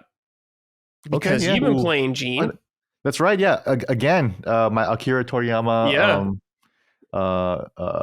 Mourning period, basically. Yes. You know. I really I played it for a little bit. I played it on PC years ago. Mm-hmm. So I'm actually I have it on the Switch, so I'm actually replaying that on the Switch too. Dragon Ball Z Kakarot is if you don't know, did you know about this game, Sai? I did. I played it when it first released. Yeah, I haven't played any of the DLC though. Yeah, I haven't played the DLC either, so I'm actually working my way up towards that. But I want to relive the Z saga all over again, right? Yeah. But in video game form. But that's what Dragon Ball Z Kakarot is. It's basically an action RPG that's open world. So keep that in mind. Where you just basically play the Dragon Ball Z story from Goku's already grown up. So this is starting from when Gohan is training with what's his face? Piccolo? With Piccolo. Oh my god. Yeah. The total brain fart. Training with Piccolo. So you basically control like Gohan and Piccolo at the beginning of the game, and the Raditz saga and everything. But it's very much an action RPG where you just fly around and you're grinding. Finding regular enemies, picking up little balls, and like getting enough points to get a skill level. When I reviewed it back when it first released on PS4 and PC, I called it the best Superman game ever made. Yeah, sure. Because there has never been a good Superman game, but then in comes Dragon Ball Z Kakarot. Right? There's never been a really good Superman game. I don't think so. Yeah, I was like really trying to think about it. I was like, I don't think Spider-Man, so. Batman, no Superman though. Yeah. Like, they haven't really made a game. I don't think so. Yeah, they haven't like even Incredible Hulk has Ultimate Destruction, right? Yeah, like that was a good Hulk game, right? That was old. It's old, but it was a good Hulk game, right? Like anyone who played it, like you never forgot it. Yeah. Right? Oh yeah. Even the Punisher game was really good. Mm-hmm. Even the fucking Captain America game for Xbox 360 was not bad. God, these are like locked. These are like repressed memories. Yeah. You're saying it of like something stawing out of my brain. It's like, oh god. Yeah, the one that was licensed and tied to the First Soldier. Not even like the good movie, but the First Soldier, right? Which was a good movie. Yeah. Even that one was pretty good. But Superman has never gotten like a decent game, other than like I guess Superman Returns, which was a beat 'em up for the Super Nintendo. Oh, right. Where you that fight might be the best. Yeah, maybe. Where you fight Doomsday or whatever. But then it comes Dragon Ball Z Kakarot, and like you're just flying around on Goku, and then you're doing side quests, and you're just punching things really hard, and you're punching them so hard they crash into the cliff and they leave a crater, and you're just flying around and being a good guy. And I'm like, why can't they just make a Superman game like this where you're just flying around, and every once in a while there's LexCorp robots that you have to fight or whatever, and you just trash them and you just whatever, and you fight them and you just go about your day, and then another person needs help and you help them. Why does it have to be so complicated? And make these robots have kryptonite lasers, and then that's it, and then boom. Simple. That's how you explain it. Yeah, you figure out, how do you make the invincible guy more fun? It's like, yeah, you just hurt him. It's fine, Yeah, that's fun. Yeah, just give us a fucking game where we just fly around and just punch people, and that's exactly what Dragon Ball Z Kakarot is, right? Yeah. So that's why I love the game. That's why I wholly recommend it. It's super fun, especially if you're in a Toriyama like morning phase like I am, and you just really want to like like sink in. There was also that ad that went viral a little bit after Toriyama's passing. It was a Japanese commercial for Dragon Ball Z Kakarot where it was this guy, the salaryman, with a suit and tie coming home. Oh yeah, I saw this. So good. I can't wait to break this open and relive my childhood memories. And he's thinking about the time when he was in the shower and he would like lift up the shampoo to make it spike up. And he was like, I was yelling. Just totally hits you in the heart. Oh God. And there was an ad for Dragon Quest that was very, very similar. I swear to God, they starred the same guy. Not to say all Asians look like Sai, but no, we kind of do sometimes. Sometimes we kind of do. But then it also had like a very similar script actually, where it's like, oh yeah, I remember the time when I would come home and play Dragon Quest, and it's like the same thing as like, oh, I remember the time when I come home and watch Dragon Ball, Mm-hmm. So that it really gives you this nice cozy feeling, both Dragon Quest and Dragon Ball Z Kakarot, So I know that Dragon Ball Fighter Z and Dragon Ball Xenoverse, they're the more popular games because they're multiplayer. Right. But if you really want a single player game and you don't mind reliving the Z story all of Z. Yeah, because to be fair, that the story has been retold in like every Dragon Ball game. So I get it that reliving it through Kakarot that doesn't sound like a big selling point, but it is because you're actually like living it through. Like you even do the driver's license episode. Yeah, I do remember that. Yeah, that's in the game too. So like this is like a really really detailed game like that tries to recreate the anime experience. Yeah, I think it's just cool to see how they laid out the world. Exactly, like flying to Kame house or whatever is awesome. Then you fly to Goku's house. Just like cool little shit. Like you don't get to do that really in Dragon Ball games. So you never do that. And your wife is there, and you give her food so she can cook dinner for you, and then you're hyped up for the next fight. It's sick, Yeah, it's awesome. I love the RPG. It's one of those games where like you said, it's just a beat 'em up. Like you can turn your brain off and just have fun with it. You don't have to think too hard. Mm-hmm. You're just exploring the world of Z. You're going through all those nostalgic moments, and funny enough, like I know we have been through the Saiyan saga for so many times throughout these games, but when you really think about it, like Xenoverse 2, Fighter Z, like they had different stories. So in a weird way, it's like we're due for another Saiyan Saga remake in a game. Right, a little bit. Like which, I did feel like maybe it's been a couple years since we've done this, So it's been a couple years. We can do it again. We can revisit it, guys. Come on. Yeah, because it's dope. That's why. Because Saiyan Saga fucking rules. That it's a classic. That's why we refer to it all the time. We never forget it. Never forget. It's a Final Fantasy VII of anime. Yeah. Yeah, all we need now is a Dragon Ball game that starts in GT, which would be really controversial, but I think that'd be good too. Dude, at this point, I'm surprised it hasn't been done. I'm surprised it hasn't been done. Million Dragon Ball games. Yeah. Or I wonder if they're going to do a super version of this or something. Or maybe the DLC did super. I have no idea. I don't know. That's what I'm trying to find out. I actually don't want to be spoiled. I don't want to look up like, ooh, what's the DLC? Like, I actually just want to be super shocked at like what they actually cover in the DLC. Okay. So, have you seen Super though, Gene? I have not seen Super. So, okay. Yeah. Okay. Oh. Only GT. So. Okay. Only GT. Yeah. Are you eventually going to tackle Super then? I will. Like in the anime or anything? Yeah, for sure. Yeah. Nice. Okay. Yeah. Yeah. I've been missing on Super. So. This game is really cheap on Steam. Also, if you're interested, listeners, it's $15. So yeah. Deluxe edition is $21. So yeah, easy recommend, dude. I think it goes on sale pretty often. Yeah, I think it goes on sale super often for sure. So I reviewed it when it came out, Gene. I think I gave it like a 7, like it's a flat 7 in the best way. I was like, this is the best kind of 7 you can ask for, maybe. Totally. It's totally a 7 out of 10 game, but it's a really great 7 out of 10 game. Yeah, man. Dude, I love. Not 7s. as good as Dragon's Dogma in being 7 out of 10, but Yeah, not exactly the same. Yeah. There are different levels of 7 out of 10. I would count Dragon's Dogma as like a higher tier level of 7 out of 10. It's a different scale, right? Like when you think about a Dragon Ball Z game, like you don't expect you do expect high quality, but as far as gameplay goes, you know what you're signing up for. Like Goku's gonna punch things, he's gonna use the Kamehameha. Like exactly, it's like signing for a Naruto game, like, oh, I wonder what Ultimate Ninja Storm 5 is gonna be like. Yeah, most of that like one new mechanic, you're like, okay, 9 out of 10. Here we go. Yeah. Let's see. I actually had the One Piece Musou game. Pirate Warriors. Yeah. I really want to play that, but it's like, I should probably just actually watch One Piece first. I don't want like spoil the shit out of it for you. Exactly. I don't want my first exposure to the One Piece story to be the fucking Musou game. So yeah, especially when it doesn't exactly follow the story 1-to-1 either. Oh, have you played it? Yeah, I've played it. Yeah, is it good? There's like 4 of them. It's a classic Dynasty Warriors game. There's not too much to say about it. Yeah. If you watch the anime, you'll enjoy it more because you'll play characters that you know. That's why I love Dynasty Warriors games, but like for the licensed ones, like I think I do need to actually be familiar with the product.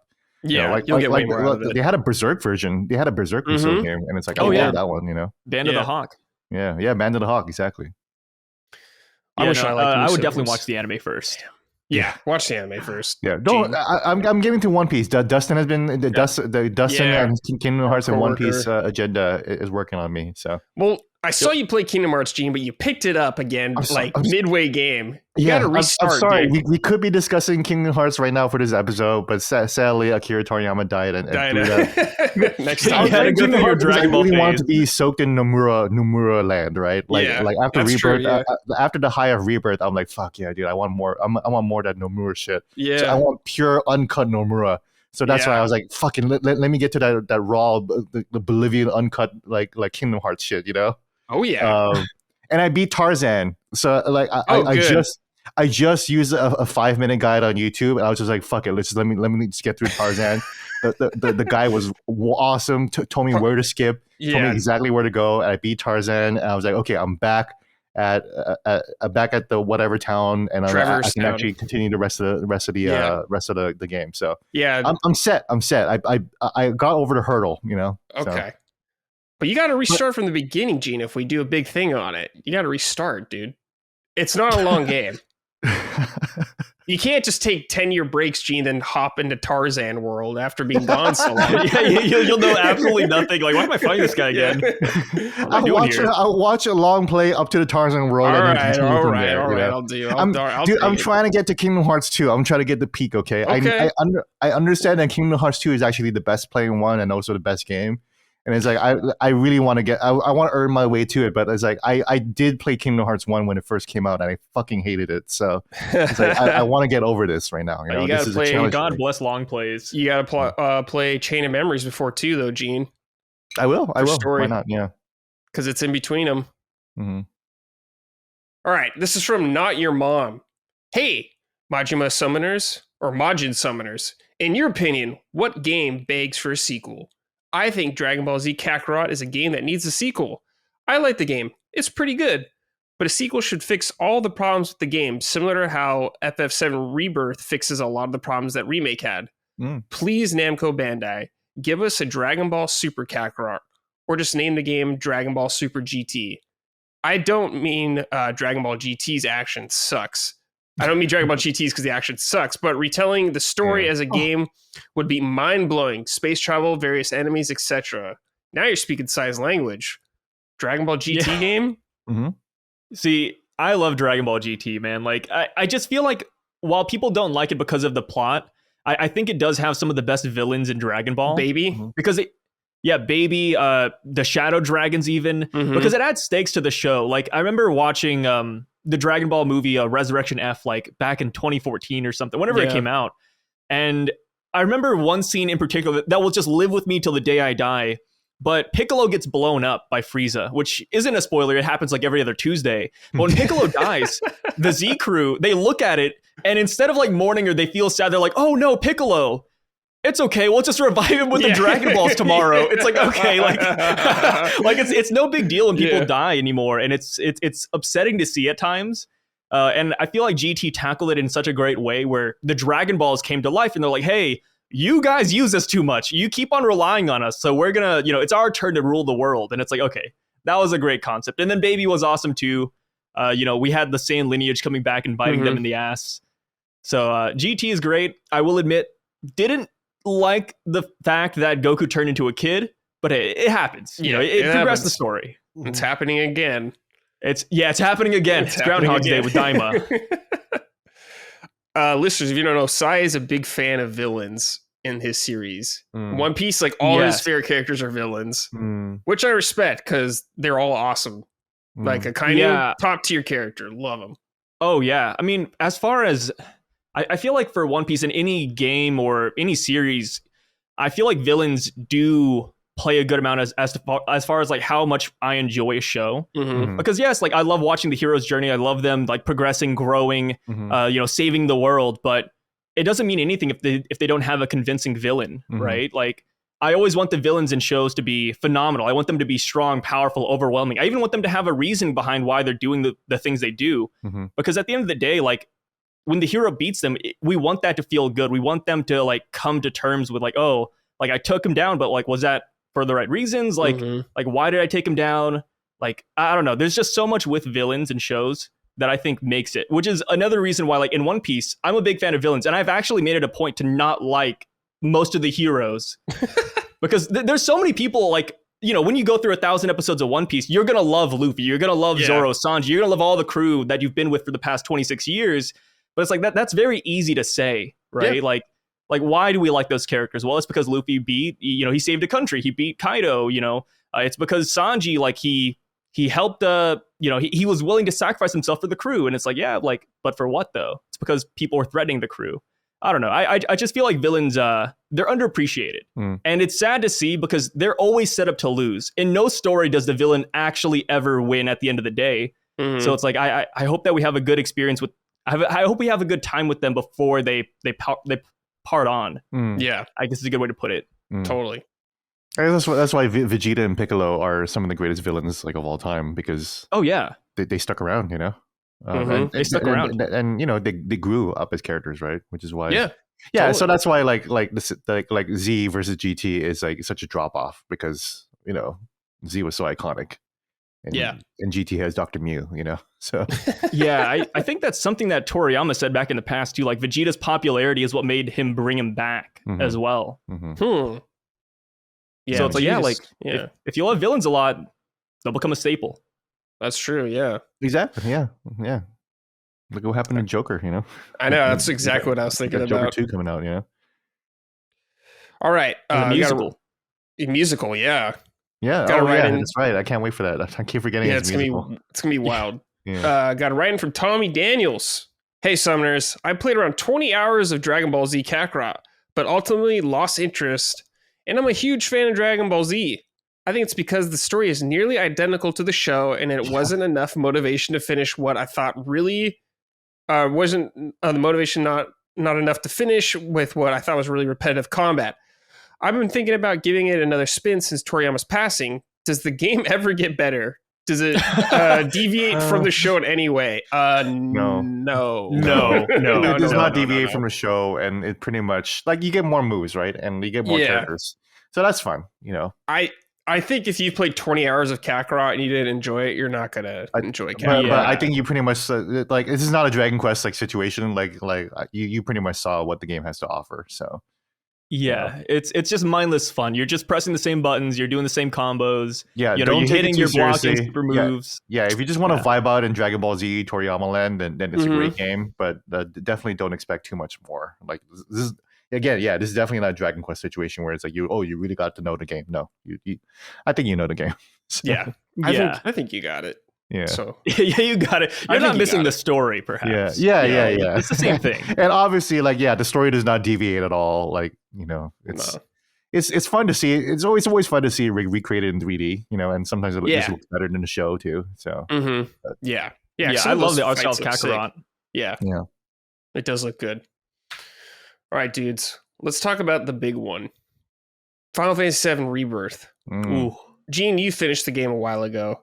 Sai, you and me are still playing the game. Yeah, taking our sweet time right now. So no spoilers in this discussion. We'll get to that probably soon because I'm getting close to the end. But I've talked about it before. Colin is not even close to. I know he's not going to be on it. Dude. He's not going to be done until he says he's not going to finish. He's not going to play it until after next week. So it's like, oh man. Yeah, he's not going to be done for like a month and a half. Yeah. Sai, let's talk to you about it first. Yeah. How are you feeling about it? How far are you love it. Yeah, give us an hour count. So here's the thing. Hour count, I think I'm at 52. Okay. So I'm not like super far, which is kind of crazy to say with 52 hours. But right. As far as the game goes, I just recently played Intergrade, and I played the remake part 1. Like I played that last month or the month before Rebirth came out, just so I could catch up to the story and know what's happening. I wanted it fresh in my mind. So going from that to Rebirth, I loved it. Because what my main gripe with Remake is that it was so condensed, which is the point because it all takes place in Midgar. But right when everything opens up here, I'm like, yo, like that's great. I love the open world mechanics. I love that you can actually jump over things. You have full access to the party right off the bat. Like there's so many things about it that I really enjoyed. And then just going back to the checklist thing, like I loved, even though the missions and the side quests are repetitive in a way, like, you know, you find an intel tower, you scan some crystals, you fight a battle over here. Like, even though it's the same thing, rinse and repeat for pretty much most of the regions, I think, I really enjoyed it. Yeah. I really loved the repetition of it. It was really rewarding. The crafting in it was also really good too. I remember, Gene, you said you liked that in Dragon Quest, but I really loved the crafting in 7 Rebirth, simply because it gives you a reason to do it, right? Like it feels like it's purposeful. Like, oh, like I'm getting experience when I craft this, you know, I got to hit this level of craftsmanship. So I got to like make this random thing that I would never use. That was good. Yeah. I actually ignored that crafting for a while until I discovered the late game. I was like, oh man, I could have been doing this the whole time. I should have been doing this. You know? And then you like capped out on all your ingredients. Now I have all this like late game gear that I can't craft because my crafting equipment is like level is too low. You know, it sucks. That's funny. Yeah. So real quick side before you continue, my journey was because I was reviewing it. Is I sped run through the whole thing. So I beat the game in 36. No, I beat the game in 36 hours, bro. Oh, so you mainlined it only pretty much. I mainlined it. I 100%ed the grasslands and that's it. You know, no Chadley. Yeah, I did Fort Condor and Junon and that was the most I did until now I'm 100 hours and I've done almost everything. So you know. Okay, yeah. You've gone nice. Back. That's good to hear, at least. Yeah. Anyways, they have really good mini games. When I hit the golden saucer, I was so upset because I was like, "Oh man, I'm gonna be here for a while." Just getting the high score in all these games. I hate it, but love it. Oh yeah. There's so many great mini games. Like, you know, of course, the original had a ton of mini games, so I expected mini games, but I did not expect as many as there are, and for something to be as good as they are. Like Queen's Blood, obviously, is so good. I don't even really like card games that much, but I'm addicted to Queen's Blood. Like, I'm playing everybody. It's just so damn fun. It's very simple, and the games don't last too long either, so it doesn't feel like a huge burden to play someone in a game. You're like, oh, I'm not going to spend 20 minutes fighting this little guy unless you get your ass kicked constantly, which can happen. Yeah, but if you do lose, it's so easy to just jump right back into. Yeah, just jump right back in, restart. Yeah, very generous. Yeah, I ignored Queen's Blood throughout my entire game, and then like I went back and learned it. So now I'm at the final boss of Queen's Blood. So okay, cool. Yeah. All right. So I'm a Queen's Blood master now, except for the final boss. I can't figure that out. So. Queen's Blood is so great. I love it when whenever you see your opponent play a certain card, you're like, well, I'm just gonna restart. I'm not gonna win this one. I'm done. It's just like retry. I'm quitting this one. And I think I agree. Just the small reward of getting a sweet card from them when you beat them is initiative enough for me to keep going. Yeah. It's like some of those cards are really great, man. You're just like, oh, really sweet, good. I want that card. Yeah. I'm loving Queen's Blood so much where whenever I enter a new region and I don't see that there's Queen's Blood players in the town, I get upset. I'm like, oh, dude, where are all the players? Yeah, who can challenge me? Yeah, where is everybody? I really like, we were talking about the open world, is like there is a lot of the repetitive tasks you were saying you do in the same environments, but the side quests, a lot of them stand out because you get to see a lot of characters and get to know them a lot through these side quests. Like Chocobilly, you meet very early on in the game, but his journey just kind of continues throughout as you go throughout the game. So I highly recommend to everyone to not skip the side quests. Please do not skip them. You learn a lot of good information from these. You do. Also, every region has like its own unique quest line, I would say, or thing about it. Like the Grasslands has I think they were called like Becks or Butch's Bandits or whatever those guys. The boys. They're in that one region. Then the next one is a lot of the Fort Condor minigame, which I love. I was hoping there'd be more to it, Like, because in intermission, you get like different units and stuff like that. You can go around and shop for different units. That was the Queen's Blood of intermission. You know? Yeah, I was like, oh, please flesh that out more. But I love Queen's Blood, so it is what it is. Mm-hmm. So they at least do add in new things to each environment to keep it unique and fresh outside of the usual scanning or fighting guys. So it's really good. The world, like Sai was saying, is much easier to get around this time. You can hop over stuff, which is a godsend. Obviously, the chocobos. Pressing circle to just jump over stuff, you know, or like jump down from stuff or climb up stuff. Awesome. Yeah. The chocobos are so fun. Revolutionary. Yeah, revolutionary gameplay. Mm-hmm. Love just like climbing up a wall with a chocobo or something like that. And some of the ones down the line get even crazier. Like the mobility you can do with them is really fun. And of course, the combat. The piss chocobo. Have you gotten that one? Yeah. The combat is incredible. It's like so much more polished than remakes. I think remake was like a super good start and foundation, but they've kind of gone above and beyond with this. Like with the synergy skills and the synergy abilities, you can just do so much more and fill in weak spots that characters had before with these. So I just love it. And some of the characters like Kate Sith is so fun to use. I loved using him. His like throwing the dice mechanic and seeing what you get, or his like, because all this stuff's based on luck. So and his like punch attack that can like do 999 damage if you're lucky. I just love all that kind of stuff. Of course, Yuffie is so fun. She's so good.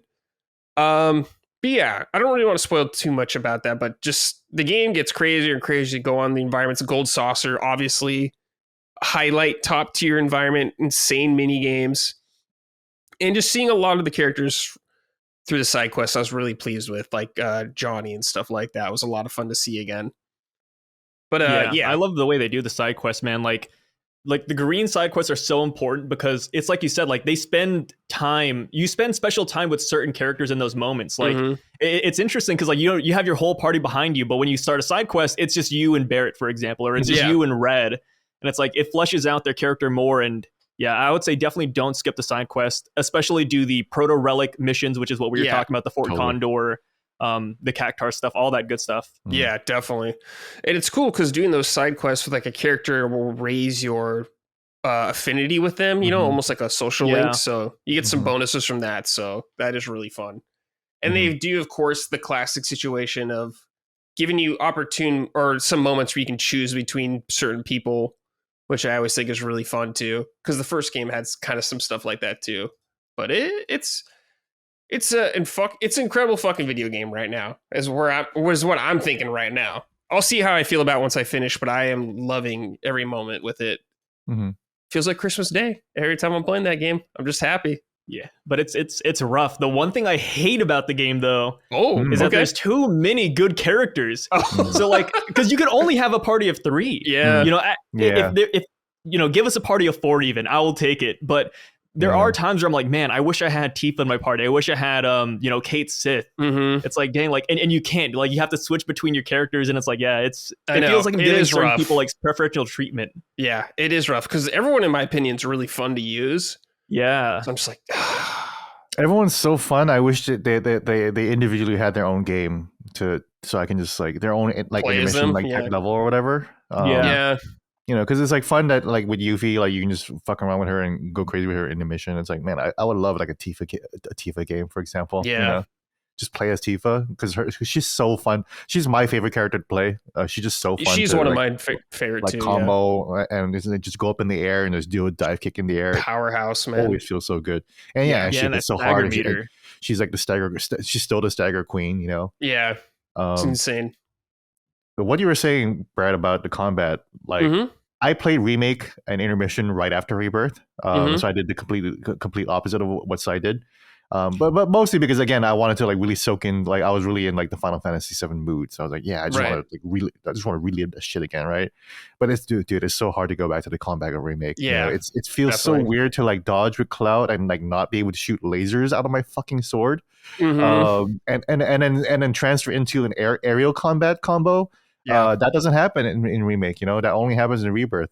They really leveled up the movement ability. Yeah, just the fact that you have like such like amazing aerial control, like it's just better than Final Fantasy 16, you know. To be quite honest. Sure. Yeah. The aerial combat in part 1 was awful. I remember playing it. I was like, oh, like every time I saw a flying enemy, I was like, please, no, stay away from me, please. Yeah. Where are you? Because your only option was either shoot with Barret or press square and then hope that Tifa or Cloud will jump up and hit them, right? But it was always a crapshoot. It was never guaranteed. And I know that because like I just play Remake and like it was never guaranteed that Cloud would just jump up and shoot them.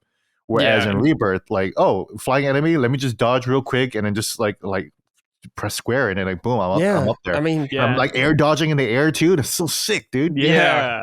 And it's like, I love, one of my favorite abilities in the game is this synergy skill you do as Tifa, where Cloud launches her up in the air with his sword. It's just like, even if she can't jump in the air on her own like Cloud can, just being able to do that with Cloud is so rad. I just loved, there's little solutions for problems these characters are weaken. So it's so good, man. Yeah, and I love so Cloud has an ability that you get really early on called Wildfire, which is like one of the first abilities you unlock, and I love it because it perfectly dealt with all my problems with aerial combat in the first game, where when you activate it, you instantly lock on, you fly to them, and you just hit them no matter what. And it's like, oh, dude, that's what Remake needed. Like it solved so many problems for me. Hell yeah, I hotkeyed it. Oh yeah, hell yeah, gotta do that. And aerial combat is so important for the series because like they're clearly trying to like remake or help you relive F and Children, you know? Oh yeah. And I feel like they try to do that with FF16, but like even the aerial combat in FF16 wasn't as good. It's just which I was really surprised with, you know, like the launchers and everything like that. Because I was like, dude, you made Devil May Cry and like the aerial combat is like this. It's a little weird, you know?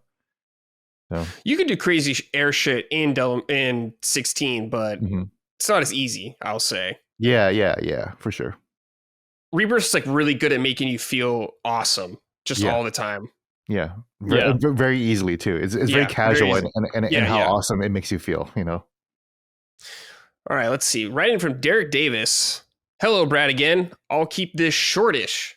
I finally made it to the Gold Saucer, and it's the theme park fever dream I had hoped it would be. So many mini games, perhaps too much. I'm still all in on Rebirth, and I'm certainly not complaining about all the content on offer. But is the mini game situation overall getting a bit much here? Maybe a little fillery? Man, these people have not played Yakuza. Yakuza. I'm just having flashbacks to the trolley and Infinite Wealth, like just out of nowhere. Yeah, just put they just put Pokemon Snap in Yakuza. So yeah, don't play Yakuza if mini games are overwhelming. True, yeah. Animal Crossing's in Yakuza. Yeah, dude. They put Pokemon Snap, Pokemon Coliseum, and Animal Crossing in Yakuza. That's a minigame level that's full featured minigames. Yeah, exactly. That's the minigame level that Yakuza is operating at. So Rebirth is great with minigames, but Yakuza is a different tier of minigame mastery. Or is this a big, bold game that has plenty of room for all this side action? Thanks a million, dude, and give my regards to Big Papa Gene and all his stank hoes. Peace. You got a lot of them, Gene, huh?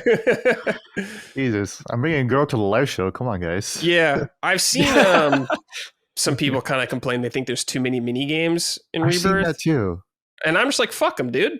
Yeah. I don't think so. And if you have to do them, they're real short. Yeah, and it's like the original game had tons of mini games for you to do. So it's like this game needed a lot of mini games, in my opinion. So the original game forced you to do mini games too. Like it did. You had to play Fort Condor to get the Phoenix materia, you know.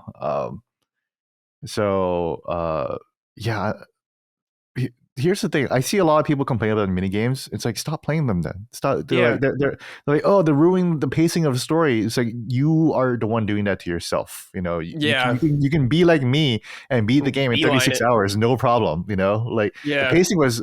So people keep talking about the pacing of the story. The pacing was fucking perfect for me because I played it in 36 hours. So the story moved along pretty much as quickly as it should have, you know. So I totally get that. Like, if you're the kind of person who just feels like they need to do everything, then Rebirth is like your nightmare game. Because I think that's like the case for any huge game. Yeah, when you play, like we were saying, a Yakuza game, dude. If you need to do everything, it's like, whew, all right, settle in. You're gonna be busy for a while. Yeah. But all I gotta say is that at least they didn't make so in Golden Saucer. I guess I can kind of see their point. Like too many mini games because they're all required. But even then, it's like, hey, at least they didn't make the Jules mini games a requirement. From Remake. Those are awful. Yes, the ones where you do the sit-ups and the pull-ups. Oh yeah. No. See, they could have brought that in. I mean, yeah. No, screw that guy. That was in Remake, and I remember like I spent like a good 30 minutes just sitting there, just timing it in my head, eyes closed, just trying to press the buttons. Yeah. Oh man. Game. But yeah, I wish the side games were more expansive. Even like you said earlier, like Fort Condor was such a fun game, and I remember after I finished it, I was like, why can't there be more? I kind of wish there was like an online Fort Condor, more, you know? Or like online Queensblade. Yeah, I think there's potential there. They might, they could. I could totally see them doing a spin-off game for Queen's Blood or something. But Fort Condor, I want also. I want both Fort of them fleshed out in the next game. Yeah, I will say Fort Condor. I kind of wish there was a 2x speed option though, because when you lose, it's grueling. It's brutal when you lose. Yeah. Yeah. Especially the last one is like pretty tough because it has a time limit. So I feel like most people lose because you just run out of time. Yeah, that's true. And it's like, I didn't know this. To be able to roll that again, because you waste a lot of time like trying again for sure. Mm-hmm. Yeah, and so I lost on that mission many times over, but I didn't realize that if you change the difficulty down to normal, it changes how fast your ATB recharges as well. Oh, okay. So I was playing the game on hard, so I was struggling. Wow. I was there for like an hour or two, just you were on my hands and knees. Mode. Yeah. But when you switch it over to normal, like everything's so much easier. So if you're ever stuck on Fort Condor and you want to progress, just bump it down. Nobody's gonna judge. Nobody's gonna judge. Yeah. But to your point, I hear that a lot where people are kind of turned off by the mini games. I feel like people didn't expect that, and I don't know. Like to the person who wrote in, did you play the original Final Fantasy VII? Because like this was not a surprise for anyone who played the original Final Fantasy VII. Because if you know the OG Final Fantasy VII, Yakuza is inspired by the original Final Fantasy VII. They directly said that like we're inspired by Final Fantasy. We're inspired by cinematic games, and that game had a lot of mini games. So like a key characteristic of Final Fantasy VII was the minigames. It is the gold saucer. It is the fact that there is a literal Disneyland of games like in the game. Right. And Final Fantasy VII was the one that did that. Final Fantasy VIII didn't even have as many minigames. We had like little things where triple triad. It had triple triad, and it had like little moments where like hop the train and like press the button this way or whatever, right? But not like 7. Yeah, but not like in Queen's Blood where it's like, do this Queen's Blood tournament, which I rejected. I actually forfeited the Queen's Blood tournament. Because again, I was really wanting to get to the end. I was like, dude, if I do this Queen's Blood tournament, one, I do not know how to play this fucking game. That's funny. I've gotten this far in the game. I have no idea what I'm doing to it. And then two, this is going to take another hour out of my day. And I could just be going to Coast of the Soul, and I can see Tifa and Aerith in the bikini. The beach episode. Yeah. So I needed to get to the beach episode right away. I needed to see Tifa. I needed to see the girls in the bikini. I needed to see Hojo on the beach too. So yeah, absolutely. I just love how the game is so anime, where like Hojo just shows up out of nowhere. Like you get the most bizarre encounters in the game. It's super anime. I think people haven't seen a game that like this big and this anime in a while. Yeah. Especially if they haven't played Yakuza, right? Like exactly, Yakuza. Yeah. Oh man.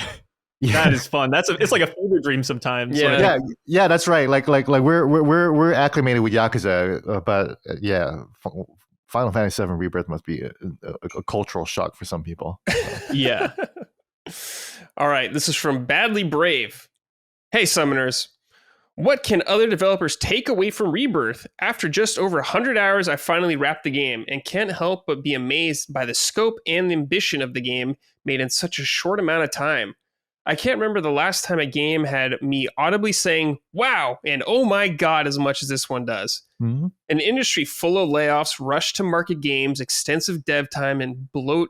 Does Final Fantasy hold the answer to some of these problems? I don't think so. I think Final Fantasy VII is part of the problems too. I don't think it. I don't think it does necessarily. Yeah. I mean, it's impressive how they made the game quickly, I suppose, how quickly they made it. 4 years. Of course, they had some things to work with already, but the game is massive, so I still am impressed how much they've done. That's true though. Yeah, I'm still impressed by the fact that they were able to make it a seamless world. Like, wow. Yeah. Whatever it is, it's a talent that they have there. I don't think it's like production wise that anyone could do anything different. I think they really do have a really, really interesting team there at CB1 that are able to construct an interesting open world in the way that CB Unit 3 was not able to, you know? Right. Which is fascinating, you know? Yeah, totally. I think Square has like some of the best like cutscenes, especially like mid combat and animations. Oh yeah, like the flash they do and some of the things they're doing in cutscenes are like insanely top tier. Maybe you can try to be influenced by some of that stuff, but I mean, Square's been good at that kind of stuff for ever since Final Fantasy VII, 1997. Forever. You know? So yeah, I don't really know. I'm not sure. I would say rewarding side content. Like I really enjoy how in Rebirth, you know, just even going back to like Dragon Quest 11 when Gene said, you know, you could do side quests and you get cosmetics. I really like that Final Fantasy VII Rebirth kind of has that same feel where whenever you do a side quest, you get like equipment, you get like materia, but you also build up your synergy gauge. You build up your team EXP, which is like a separate thing from like your individual EXP, which Brad, that's something you talked about too. Like you can just build up your characters and then later on you're rewarded because, like you have Barrett on your party. Well, Cloud and Barrett have a tag team ability now. It's one of those things where like, it's a problem with, I would say, Assassin's Creed games where you do all the side content, you don't really get rewarded for it. No. Whereas Final Fantasy VII Rebirth, you get character development, you get a good story, you get to explore the open world, and your party grows from it as well, like separately. You might even get a new song like the fucking Salmon side quests. You know? Oh my god, yeah. Yeah, there's an escort side quest in Rebirth where you have to escort a dog from one place to the other. That sounds horrible. But first of all, the dog is incredibly competent and great at pathfinding. And two, it has its own like little dog side quest song. And then when you get into a fight, the dog side quest song remixes into a fucking K-pop inspired like dance remix, and it sounds amazing. Yeah, it's so good. Yeah. And they have good dialogue too, as you're just walking along. And then Barrett is like opening up to you like emotionally, like this whole time. Like, this cute Bow Wow Wow song is playing, and you're following this dog called Salmon, the nickname Sam. Which is why, going back to the original question, like I don't know if like other companies can do this because that's crazy. Yeah, you know, that's like crazy. Like again, like I mentioned, like Dragon Quest 11 might have been AAA, but like that game has like 10 songs total, and like look at 7. Like what game has 400 songs, bro? You know? Yeah. So I don't. It's interesting. This is an interesting question because Final Fantasy VII really is one of the first games in 1997 to really prioritize production value. And it was a game that like increased like vastly production value in games, where it's like, this is what games can look like now, you know, like, like I'm talking as an old man, like back in the day when I first, this is like what I was just thinking, like, you know how like people saw Star Wars in the theater back in like 1970 or whatever, right? And like what an experience that might have been, right? I think my generation's version of that is playing Final Fantasy VII. When we saw Knights of the Round, or when we saw the CG intro and everything like that, I think that was our mind-blowing moment where it's like, oh man, just the possibilities here, you know? Yeah, so Final Fantasy VII really is the first game kind of to. It was the most expensive game at the time, you know. And Final Fantasy series has always been about that high production values, these cutscenes that interweave with gameplay like masterfully. And I don't know if I don't think this is the secret sauce for the rest of the industry. Yeah, I think Yakuza might be more. Might be maybe more maybe. The Yakuza director. The Yakuza director actually said like no one does it quite like us, you know, where we just have we just have a whole bunch of games in the same setting, you know. And it's like he was like, look at TV, you know, look at all the great TV shows. Look at Breaking Bad. Breaking Bad is always around the same neighborhood in the same house, right? Across 5 seasons, across the entire story, right? And it's like, but with games, like every game is like, oh, this is a completely different world with new characters, and you're not going to know anything at all. And it's like, why are we doing this? You know, like why can't we just? Why can't it be my backyard where it's familiar with familiar characters, the characters we love? You know, and a place that we love to hang out in. You know. And when they asked that question, I guess one thing that I kind of thought of, but I guess that is like a Final Fantasy VII only thing. But I love how the game is very anime. It's very corny at times, right? Yeah. And the characters, they acknowledge it. They're like, hey, what the hell is this? Like, what's going on? Like, you have a guy just bumping out, kidnapping your teammates, and then he's over here like, popping off some dance moves. And it's like, yeah, like it's weird, but I really enjoy that. I love how the game it takes itself seriously at some points, but sometimes it just lets the ball roll. Mm-hmm. Yeah. It just goes crazy. It's not afraid. Yeah, I think that's important. Like, we've said it 100 times. Yakuza does the same thing. Super goofy, often dancing baby man or whatever, greased up. But then you got really serious conversations with people dying. It's just like they're just masters at tone, I guess, balancing that tonal shift. Yeah, that's the great thing about Rebirth is that like they were able to achieve that with Rebirth too, with a game that big and with a story this iconic, It was tough. Like no matter how much I admire so many things in other games, I still go back to Rebirth. I'm like, man, I still can't believe they pulled that off. That's crazy. Totally. I would say it's even realistic to a point where it's like not everybody's like serious 24/7. Like every now and then, you gotta let out a couple of jokes. Yeah, absolutely. Yeah, goof it up. I think that's why some people really really love Final Fantasy 16. It's like they just really don't like the goofy shit. Right. Yeah, I was so sad. The director, he said that there was going to be no fishing mini game in 16, and my heart broke because in 15 that was like one of my favorite things, and even in 14, which is a game he also directed, there's a lot of fishing in it, and I'm like, oh man, I love fishing in Final Fantasy because you catch like really weird fish. At least in 15, you could like toggle your mouse around to like try to catch it. Right. And then when he said, Clive is too busy saving the world, it would be too much of a distraction from all of that. I'd be like, no, like that sucks. It sucks. I get it, and that was the intent of the game, so that's fine. Yeah. But I feel like my favorite RPGs, and I'm just speaking from like my personal like wants, is that like I want to hang out in my RPG, Yeah. So that's why like Dragon Quest 11 has a casino. I'm literally just fucking hanging out at a casino. Like Rebirth has the gold saucer, you just hang out in the gold saucer all day, and you're just hanging with characters, your party is with you and you're talking to them, so you have this time to hang out, but Clive is so busy that he can't even fish, come on. Come on, he can't even find a farm. little time. Yeah, he can't even have sex. Like they didn't even show us. He didn't have his sex, and it's like this is the only Final Fantasy character that actually has an official girlfriend. And he doesn't laugh that often too. I'm like, man, I'm still progressing through Final Fantasy 16, and I'm taking these breaks because it's like, man, he's just so serious all the time, Like I just gotta. I'll come back later. I'll play something silly real quick. Yeah. As much as I want to save the world, I also want to go fishing. Sure. Yeah. See, that sucks that you have to do your own tonal breaks, as opposed to the game doing that for you. It's like I know people are dying, but man, why can't we play Fort Condor? Yeah. Just take a minute. Yeah. But yeah, I do see people saying like, well, like it does feel like Rebirth is a little aimless, and it's like when you think about it, the OG story, there was not a lot going on before the end of what happens in Rebirth, right? Sure. Like they're just kind of like winging it, and they're like, okay, well, I guess we'll follow Sephiroth then, And then they're just on this journey. So it very is a little bit like anime, like where it's like you go to each town and then there's an episode, and then like a big fight happens, and then you learn your lessons, and the companions will talk and everything, and then they go on to the next episode. You're so right. I didn't even like contextualize it, but you are right. Like we are just following Sephiroth. There is no goal. It's like, hey, I think he's over there. Let's just go. Yeah, there's no goal. They did like 10 times. Yeah, I see some criticisms are like, oh, I feel like we're saving the world, but we're wasting all the time in the mini games. It's like you're not saving the world though. Actually, you're not really doing anything. Think about the story and like what you're actually doing. Like you're literally just following Cloud around because he's saying that we got to follow Sephiroth around. That's what the story is. Yeah.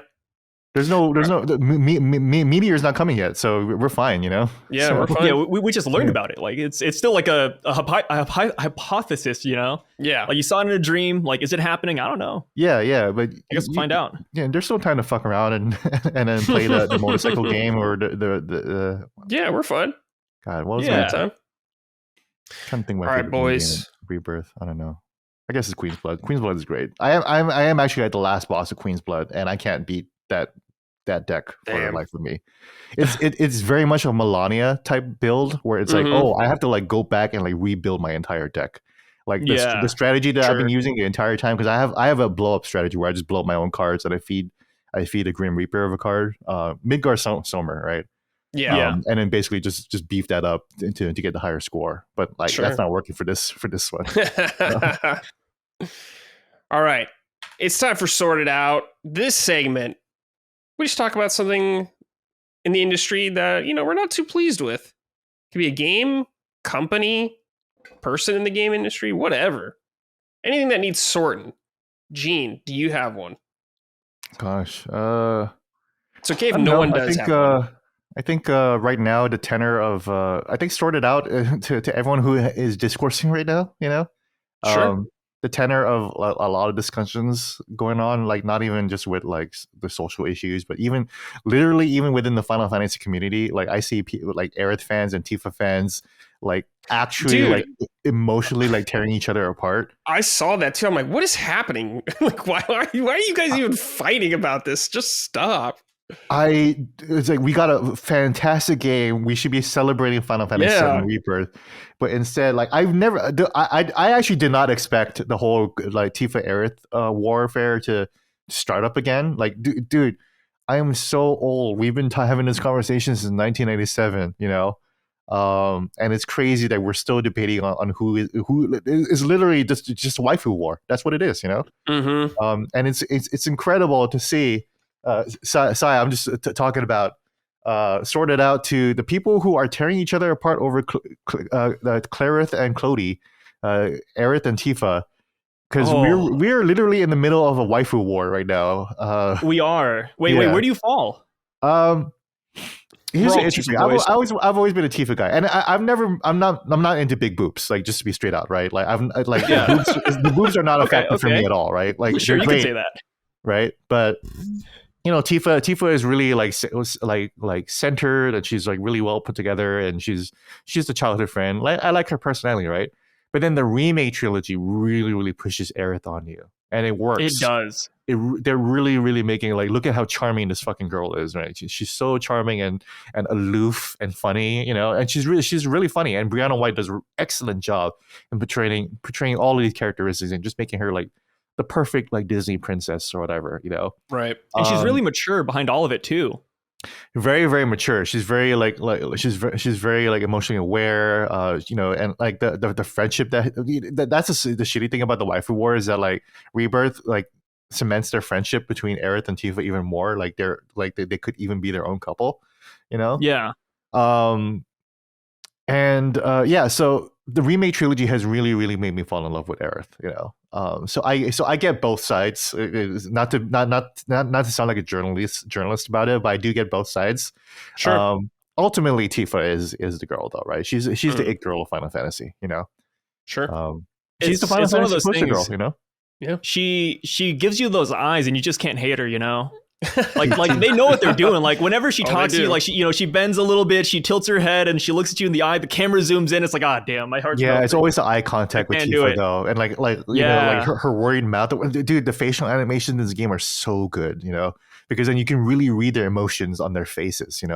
It's like LA Noir, You're trying to decipher their intention. Do we doubt this one? I don't know. Yeah, but I mean, I love it because it's like it's anime emotion, versus like The Last of Us, where like The Last of Us is amazing with them. You can tell like what they're thinking through their faces, right? And it's interesting to see that being achieved through the anime aesthetic with the highly stylized Unreal Engine Final Fantasy characters that we have here. Really interesting stuff. Sometimes Aerith and Tifa and some of these people look like models, like they look like toy dolls. They do, and it's a lot of the lighting, I think, which the lighting in Rebirth is a little weird, because you have the dynamic lighting going on, and so sometimes Aerith and Tifa look a little too pasty and shiny, I'm like, okay, they totally look like dolls, Mm-hmm. I think I am leaning towards Tifa. There's that childhood friend aspect to it that I just really enjoy. Yeah, you've known her all your life, and then you have this weird disparity, like the memory thing going on. Yeah, and it's like, like. I really like her character. I like where she's coming from, and even the beginning parts of Rebirth, like the first chapter where she's kind of like upset at you for a little bit. It's like it makes sense. It's all very realistic. That was so hurtful, dude. When she was mad at me, I was like, no, Yeah, I felt bad. I was like, oh man, I felt like, so bad, dude. yeah, let me choose dialogue, please. I played the originals. I could explain. Yeah. Also, the childhood friend aspect. I saw my boy Fidel because he's totally Cloud Aerith, right?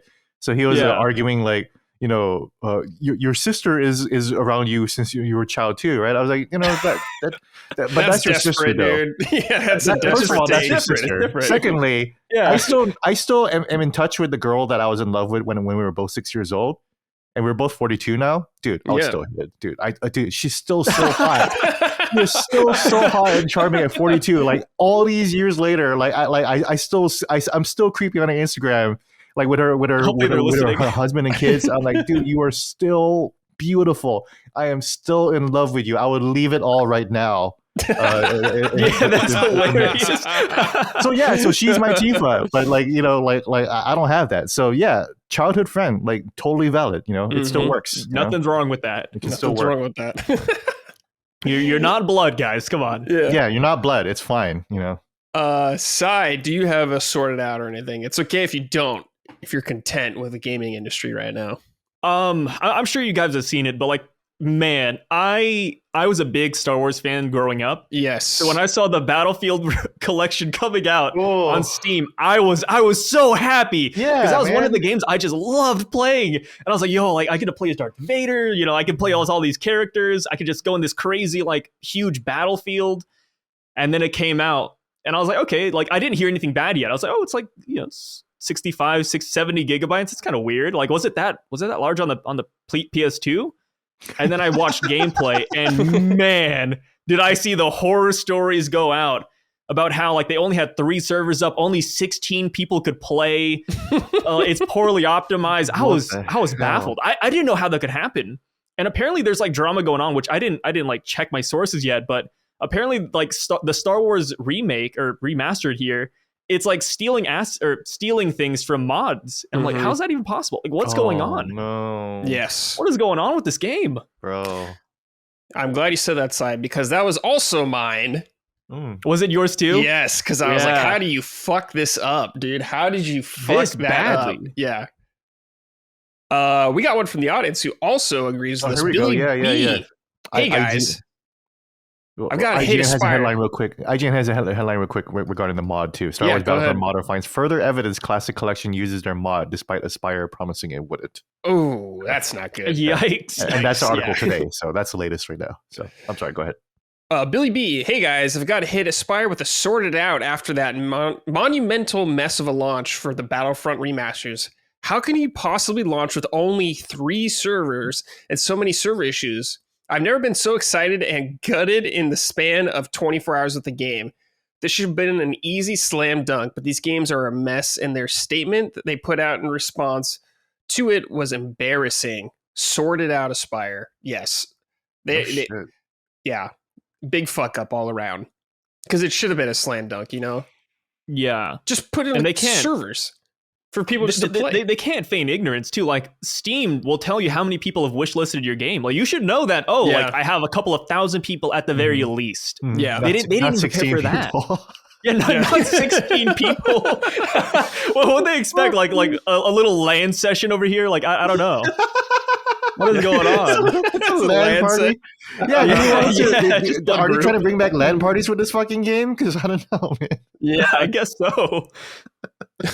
Oh man, yeah, it's sad. Like if they're gonna fuck up this bad, at least do it for a game nobody cares about, right? Don't do it to a beloved game like not this. To a classic, not to a multiplayer classic, the one that everyone wants to go back to. Yeah. This only validates me not giving a shit about Star Wars anymore. Switch over to Dune. Dune's having a resurgence. Colin and I talk about how we're just we just checked out a Star Wars, and it's like, dude, even if a Star Wars video game came out and it was amazing, like I would not be interested in it. So, dude, Survivor's really good, man. I know, and I'm not. I can't lie. I don't want to play it. I don't want to. I don't want to be in the Star Wars world. All right, fair enough. Yeah.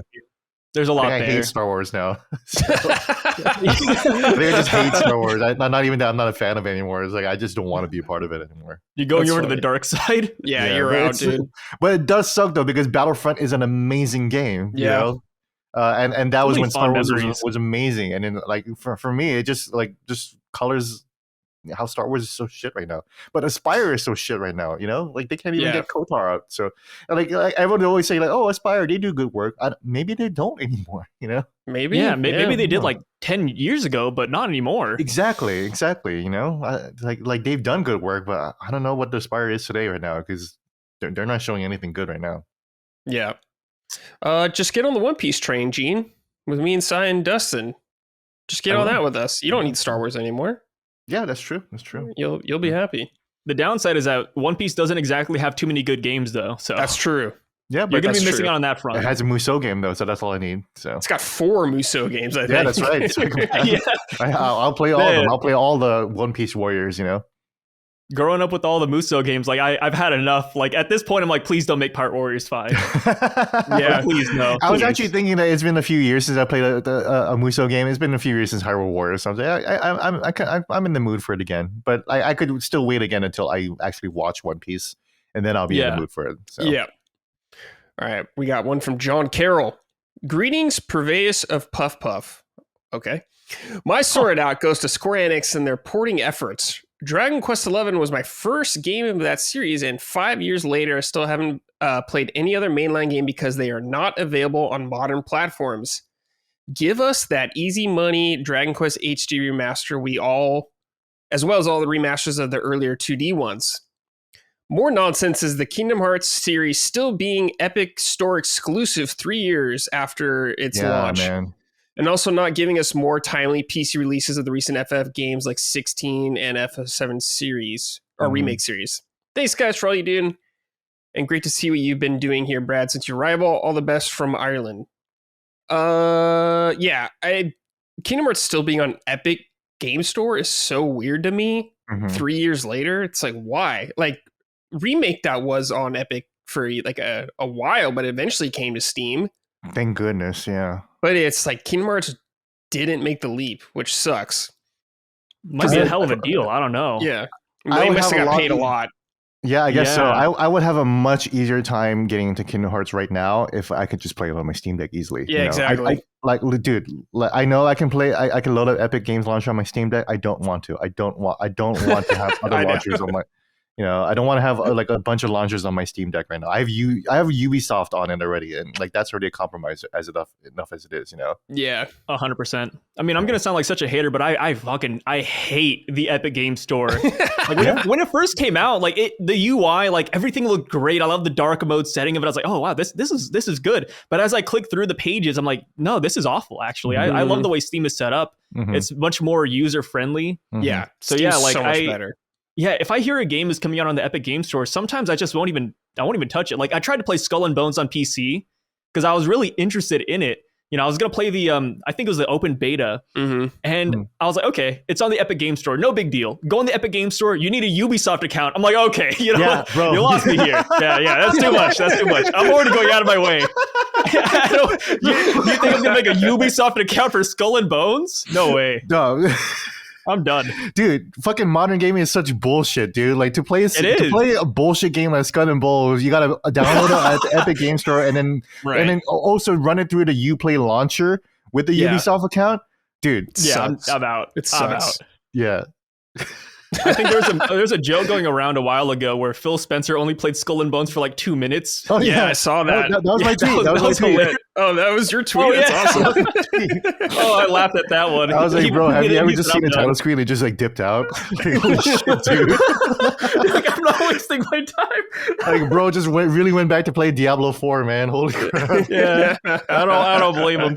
He didn't miss out. He didn't miss out. But that's crazy though, man. Like, do you people actually want us to play your games, or are we sent like? You know, I just came out of like hospital and surgery, right? Like the amount of like forms that you have to sign up feels like I'm going in for surgery. You know? Yeah. like I'm signing my life away for this shit. You know, it's bullshit. You know, yeah, just play Skull and Bones. At least be a good game. You know? Yeah. Oh, jeez. All right. Yeah. Good. It's time. Yeah, it's time for the exact opposite. Keep it up. Stuff we're pleased with in gaming. Who's doing good right now? Gene, we can start with you again. Oh, I don't really have one right now, but I can think of one. Yeah. Sai, do you have one? I do, and this is gonna sound negative, but it's a good thing. Bandai Namco, a couple weeks ago, I'm sure you guys have heard it, but like they canceled 5 games that were in the making. Right. And I actually really like that because let me tell you, Bandai Namco games are very hit or miss. They're a publisher, but they also help produce a lot of games too. And they actually own a lot of anime IPs when it comes to games. And I really hate that because Bandai Namco, they shit out anime games that are just not of quality. Right. Like the most recent game I could think of is the Jujutsu Kaisen game, Cursed Clash, which if you guys have watched the anime, it's fantastic. The manga, fantastic. It's one of the best battle shonens out there. The numbers will even tell you that by itself. But the game was one of the worst games I've ever played in my life. It is trapped in 2005 with its gameplay. Everything is floaty. The animations are awful. Even the story mode, it's just little screenshots of the anime with text at the bottom. It is the most low effort slop out there. And it's $60. It's a full priced game. And I'm like, they can't keep getting away with this. And the best part is that they released this news, I think 2 weeks after its launch. And reportedly, it has not sold well. Yeah. It's not performing well. And even just checking the Steam charts, I doubt anybody's even playing it right now. And it's only been out for like a month and a half at this point. Yeah, Cursed Clash right now on Steam, 60 players. Yeah. You know, like Battlefront could barely hold this one. Jeez. Yeah, man, there's a lot of bad anime games, which is sad. Most anime games are usually not very good. Yeah, they gotta step that up. So hopefully they just canceled a bunch of shitty anime games, I guess. Yeah, and Bandai Namco did say they want to focus on quality moving forward, which I'm like, that's a good thing. I'm glad they acknowledge it, right? Yeah, keep it up. Like, I'm glad they acknowledge that, hey, we canceled games in the making and we want to focus in on our quality of the games we're putting out there. I'm like, please. They have so many hitters. Like, they have Tekken 8. They have, I'm trying to think, like, they have Elden Ring. Like, they have so many good games that they publish, but as far as games that they create, they're not doing anything. So please stop it. Please stop. Mine's gonna be just the old reliable keep it up Capcom, especially with Dragon's Dogma 2 just right on the horizon. I'm so excited to play Dragon's Dogma 2. A game I never thought would ever get a sequel is somehow coming into existence, and I cannot wait to play with its faults and all. What new jank it's gonna have, I'm very excited. It's gonna be awesome. All right, let's hear Dragon's Dogma 2 is amazing. I mean, the sad part about that is that it comes out the same day as Rise of the Ronin, but the more I hear about it, I'm like, you know what? Maybe Dragon's Dogma 2 is the way to go. Yeah, that's what I'm going to be playing first. Yeah, for sure. Let's see. From Alex Porto. Hey there, Summoners. I want to say keep it up, Square Enix. I am relatively new to Final Fantasy, having played 7 Remake in 2021 and 16 on release, and absolutely loved both. However, Rebirth is next level. I'm 70 plus hours in, and I'm constantly blown away by the quality of this game. The minigames are funny and great, changed from the main gameplay loop. The variety of mechanics is insane. The combat has been refined to perfection. The exploration is rewarding and engaging. The story and the characters are wonderful and heartfelt. The soundtrack is incredible. The boss battles are truly epic. The side quests explore the main cast in great and fun ways. I can go on and on. Everything is hitting perfectly for me. Yes, the game has graphic issues. Yes, it is formulaic open world, but it works for me because the gameplay loop is an absolute joy, and the visuals, despite its problems, are still gorgeous. It's already among my favorite games of this generation, easily. How do you guys feel about Rebirth so far? Well, we all really like it. We all think it's real damn good. Real damn good. It's a good game. Keep it up, Creative Business Unit 1. Yep. What a funny business name. Yeah. 1, 2, 3. I see it pop up. I'm like, what is this? Square Enix? Hello? Yeah, their team names are so weird. But I'm into it. It reminds me of like the classic like Vietnamese pho shop, like, oh, here's pho 5, pho 7. Oh yeah. You just like all the Asian restaurants, they just put numbers on the back of them, like, wait, like where's number 52? Like, where's that one? My favorite is a lot of Korean places like to say new something, and I was like, where was the old one? You know? Yeah. Oh yeah. Where does never made the old one first, but it's always a marketing tactic to just say this is the new version of something 888 or whatever. Yeah. Does it work though? Like, is it a good marketing tactic? No, it never works. Yeah, I was gonna say, like, it's just one of those things we ponder more than anything. Yeah. That's hilarious.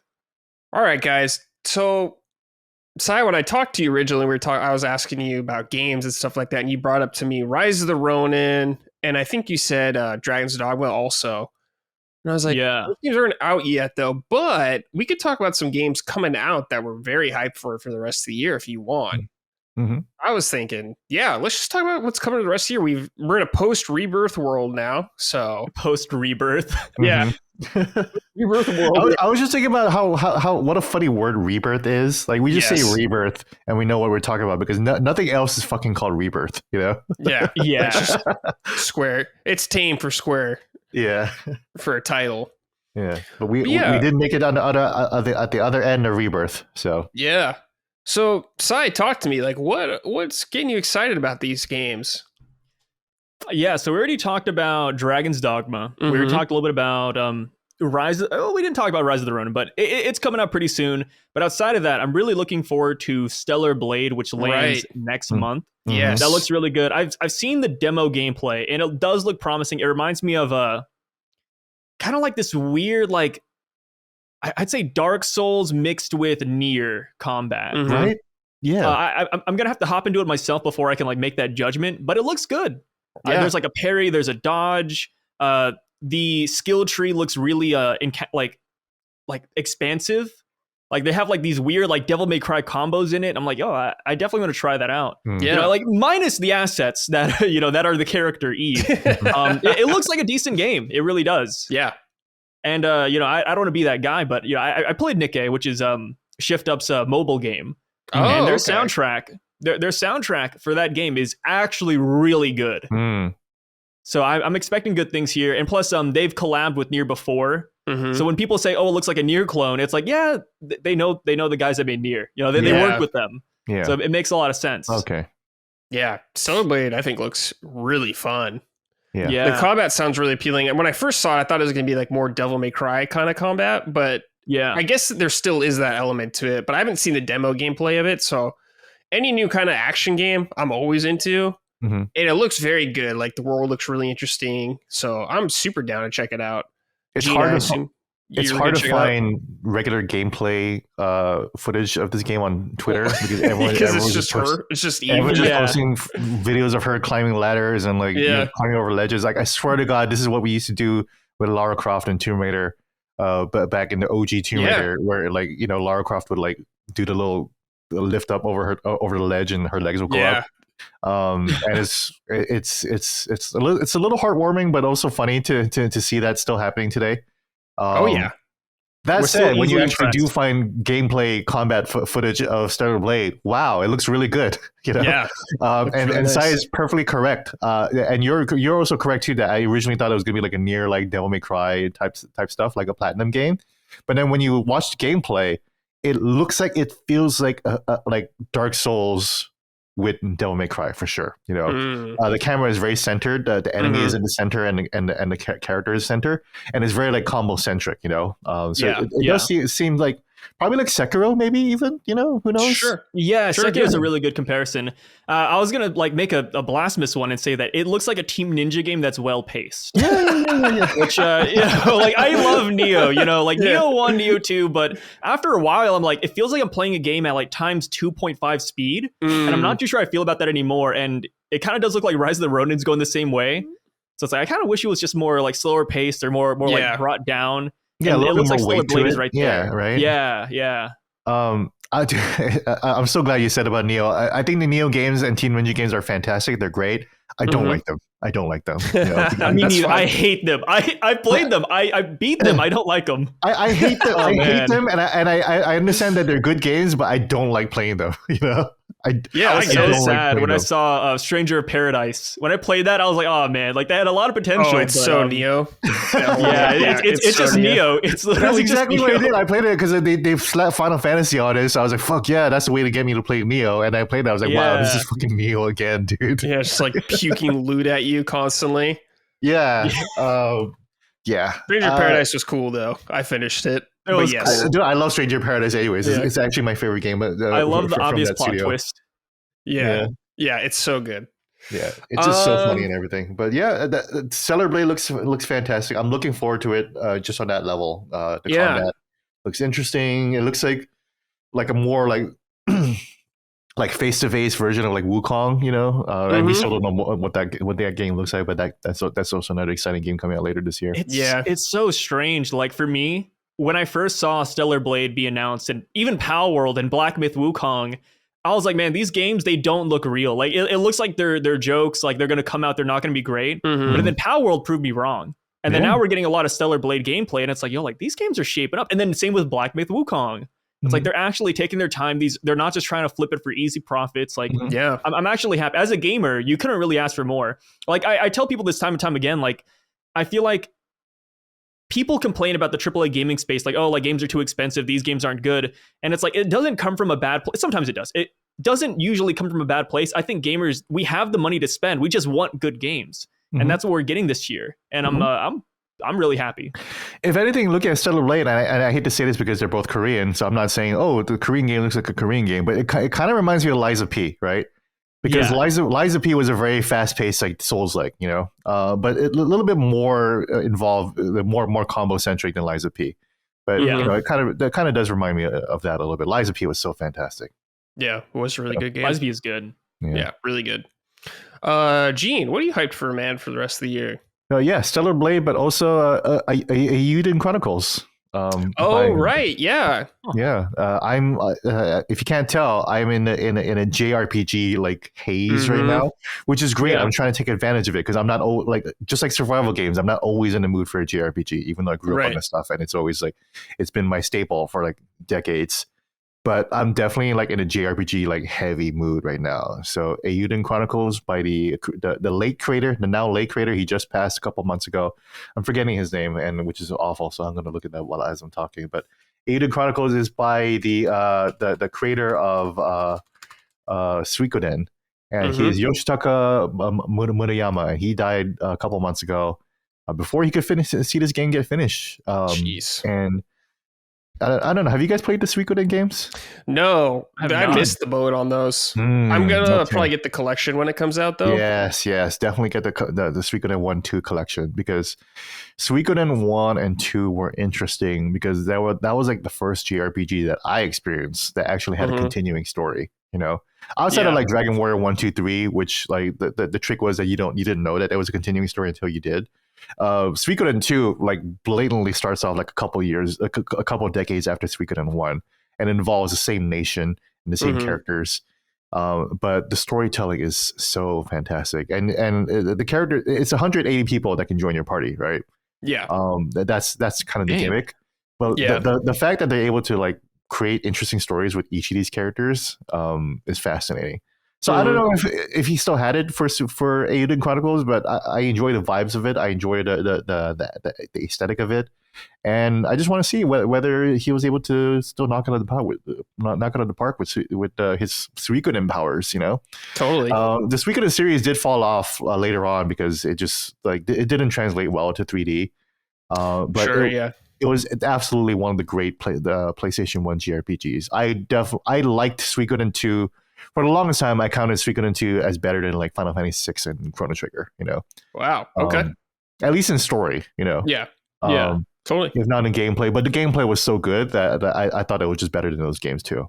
It's been so long that I don't know what. It's been so long since I played Suikoden 2, so I really don't know whether if it's still that good or not. But when I did play it, it was definitely one of the seminal JRPGs of the time, and so awesome. Hoping to see what they do with Eiyuden Chronicles, you know. Any other games, Gene? It's okay if you don't have any more. I think that's about it, though. I don't know if there's much else. I'm not really looking forward to Hellblade 2. I didn't really play Hellblade 1. You're not missing out. Yeah, I didn't like Hellblade 1. Right? Yeah, I quit during it. Yeah, like I tried it and I was like, it's okay. I'm not really into like the mental health aspect of it, so you know. Yeah, same. Like it looks like a good game, but like it's not enjoyable, you know. Yeah, it's just not for me. So I don't know. I feel like there's not much else though. I swear to God, 2024 is going to be another slow year. You know, or not another slow year, but you know. let me remind you about Metaphor Refantasio. This is the new RPG from Atlas, a lot of the Persona team. So you could almost look at this as a spiritual successor to Persona. It has a lot of the same elements like bonds and all that stuff, but it's in a fantasy setting, not in a high school or anything like that. It's going to have all the sweet combat that we're used to. The whole point is like you going around the world trying to become king, I believe, of this kingdom. So you're going around meeting new people. Combat looks really great. Of course, it has all the stylized menus that you expect from the Persona team. So it's looking fantastic. Like, we love Persona. A Persona in a new setting, not in a high school, sounds very exciting to me. Seeing what new things they introduce. I think it's going to be an excellent video game just based off their past work. So I'm incredibly excited for that.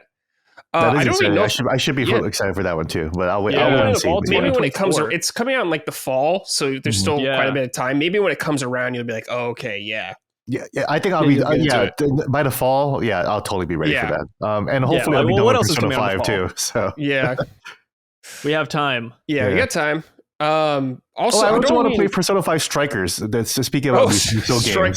The Musou one. They made a Persona 5 Musou game, and like I played a little bit of it. That's crazy. It was awesome. I was like, I love this. This is exactly what I want out of a Persona game. But it's seriously a continuation of Persona 4. So I was like, I can't keep playing this. I need to finish Persona 4 first, or Persona 5 regular first. So that's so funny. Persona 5 Royal. So. One game I'm really excited about. I don't even know if it's going to come out actually this year. Is Mina the Hollower, which is Yacht Club Games, the people that made Shovel Knight. It's their new game. I got to play a demo of this game like 2 years ago, and for anyone who doesn't know, it's very much like it's very inspired by like Game Boy Color games like that, and particularly the Zelda games on the Oracle of Ages and Seasons games. Really fun, cool design. You're like a little mouse. She has like a really sweet whip, almost like a Belmont and stuff like that. You have some sub items. Really cool. Like, I love Zelda games, so getting a new style kind of Zelda game from Yacht Club, who's an insanely good developer in my opinion, I'm very excited. I hope it actually comes out this year though, because I cannot wait. And I'm trying to think of stuff that's announced that I'm really excited for the rest of the year. Monster Hunter Rise. Oh no, not Rise. Wilds. Yes. Yes, come out this year? Yes, no way. I think it's supposed to come out this year. They said it was supposed to. I've heard rumors that it's going to come out in 2025. Okay. Apparently there was like something, some leak online that was going around, like, March 2025, but I don't think it's confirmed. I feel like all those leaks are just very iffy. Sure, Sure. But Monster Hunter, if that comes out this year, then that would also I'll absolutely be Monster Hunter, of course. Oh yeah, that'll be one of the best games. A good grind session, yeah, absolutely. Please so we're all Monster Hunter fans on this podcast too. Awesome. Oh yeah, oh my god, I'm so glad you're here, Brad. There was the anime Monster Hunter game that came out just a couple months ago with Granblue Fantasy Relink. Oh right, that was surprisingly good. Oh yeah, we're gonna talk about Side. Don't worry, we're gonna get into it. I have a segment for you for that. Oh, bet. So we'll get into that. Fear not. But hopefully, Gene, I don't know how you feel about this. I'm hoping Metroid Prime 4 comes out this year. I don't know if it will. I would be shocked if it's not a Switch 2, launch game. Launch game, because that would help for a lot of hardcore folks like us, Well, all they need is a Mario game. Yeah, I wonder if it'll be cross-gen, if it'll be both. Kind of like I hope it's cross-gen like Breath of the Wild, Yeah, Breath of the Wild, Twilight Princess kind of work. Like, come on, guys! Like, you promised it for this console.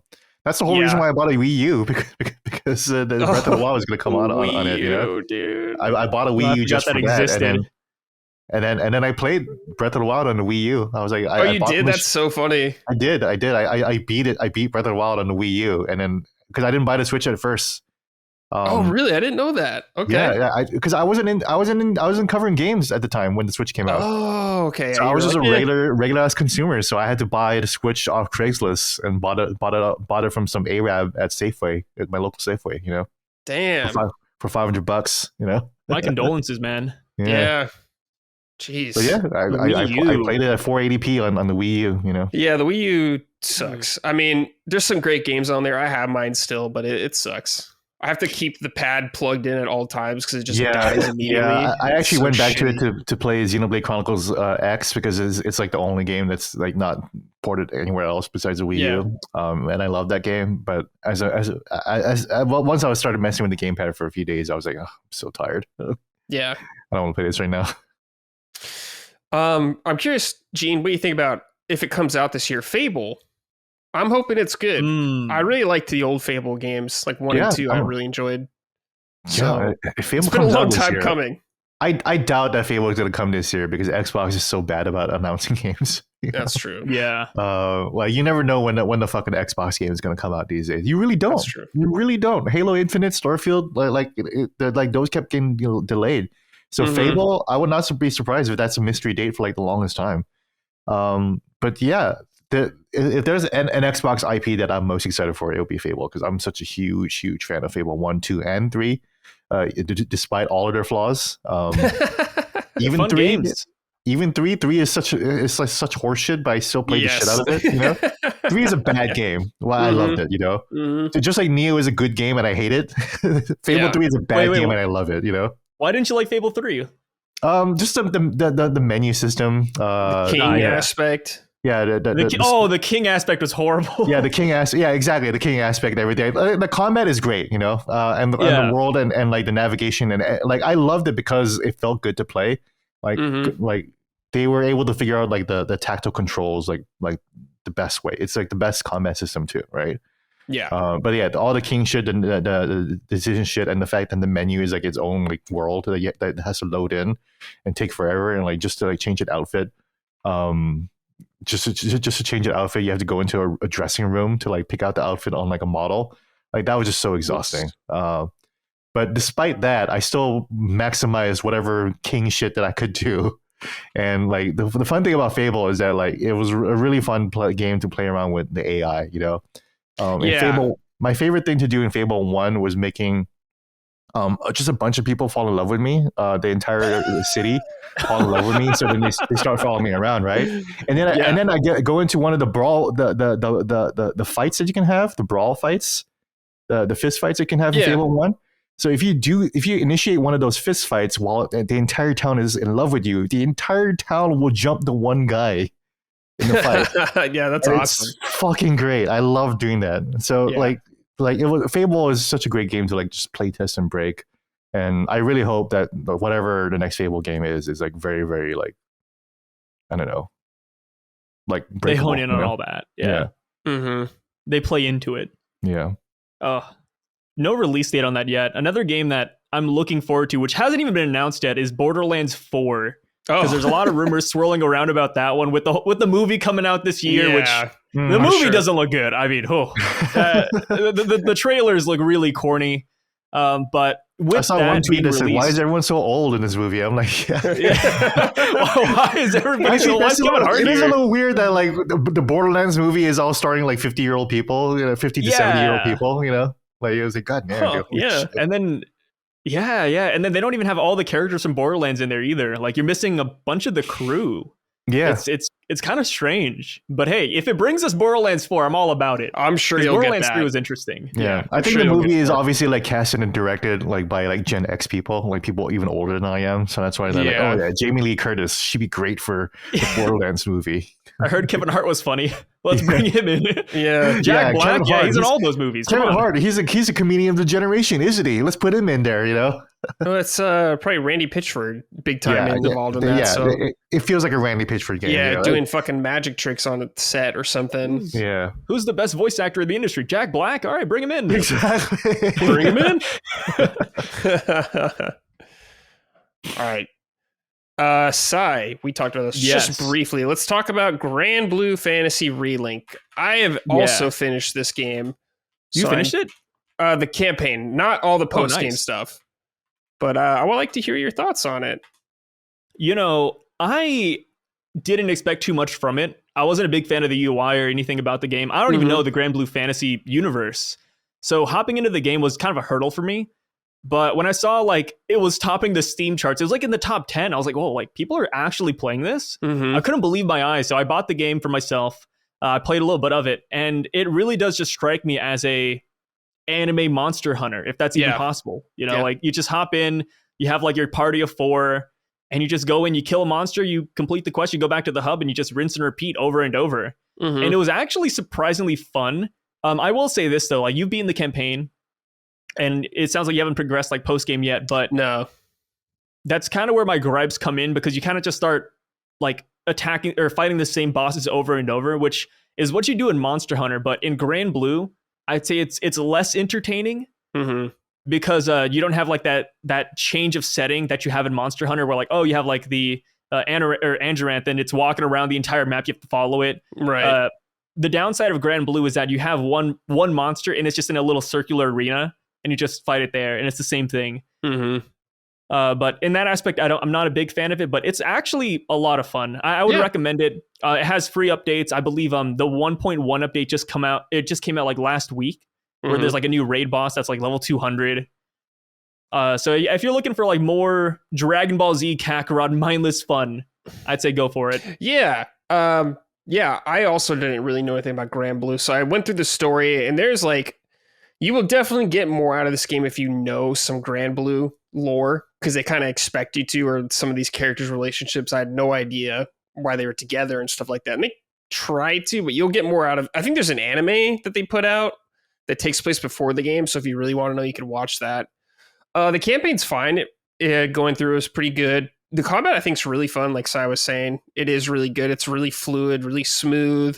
Some cool boss mechanics, like very Final Fantasy 14, putting stuff on the floor, got to stay out of the ring and all that kind of stuff. Oh, what's cool, though, is like all the characters you can unlock. There's a lot of different characters you can play as, and they all have like their own different skills and like move sets, all that stuff. This character I used, his name was Siegfried, I believe. He used like a huge greatsword, and his whole thing was like, if you get a good rhythm with his attacks, he would build up more damage. Wait, is that your main? That's who I did play as, yeah. But, me too. No, I play Siegfried all the time. That's my number one character. Yeah, he was really fun.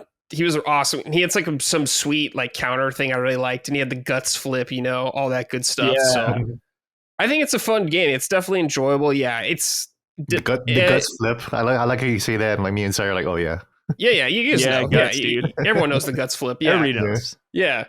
But yeah, I think it's a good game. It's definitely fun. It's not gonna like blow you away, I don't think, by any chance. Like, I would say if you have only like time for a couple RPGs, I'd just say like, oh, play Rebirth instead. Greatly over this game. Oh, yeah. But if you got some friends or anything like that you want to hunt with online, you can have some good times together. Like, you can do parties, I think, of up to 4 people if you just guys want to hunt monsters together. Yeah, it's like Monster Hunter Light almost, in the sense of like, and like how Sai was saying, you don't go out there, you don't explore a region.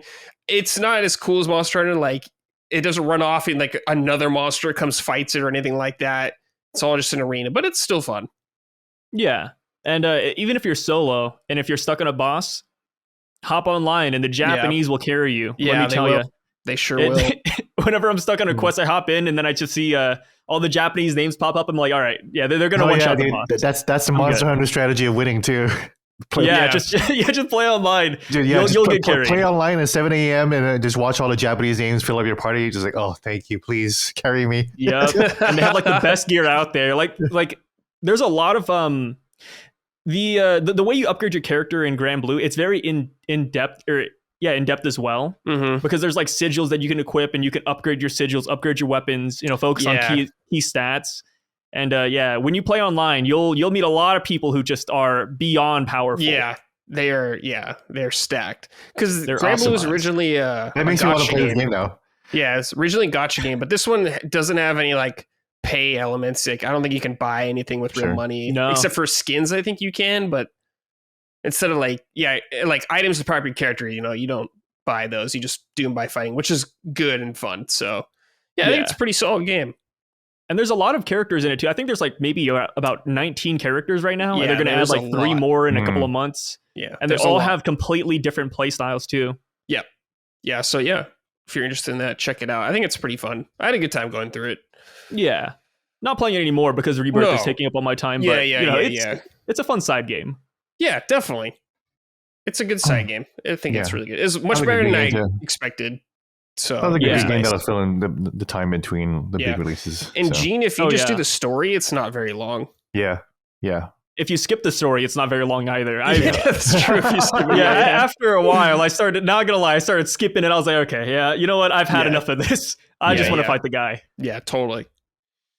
All right, boys. Let's end this show like how we do every episode with some questions from the viewers. Ooh. If you would like to send questions, patreon.com/laststandmedia. Hop on over there, join us. We'd appreciate it. First question is from Turd Ferguson. Hey, everyone. Name. With the Grania HD collection being released later this month, it got me thinking, what are some other dormant classic JRPGs that deserve an HD treatment on modern consoles? For me, I would go with Xenogears on PS1 and the two Lunar games from the Sega CD/Saturn. What would your choices be? This guy has a Turd Ferguson. You have elite taste. Yeah, elite. Mm-hmm. Elite gamer, definitely. Huh. What game would we want to be remade? I'm surprised that Xenogears was not the top of mind.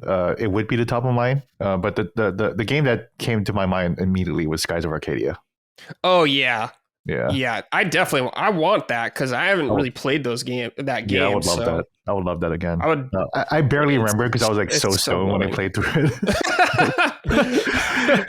This was when I was unemployed and living in my best friend's garage, and like all I had was a GameCube and Skies of Arcadia, and like I was just like so lit, like hotboxing in my friend's garage, playing the shit out of Skies of Arcadia. It was awesome. I don't remember anything from it, so it's like, yeah, please re-release the game so I can remember what the fuck happened. I feel like Sega's been pretty good about re-releasing stuff, but it's just kind of weird that they haven't done this one.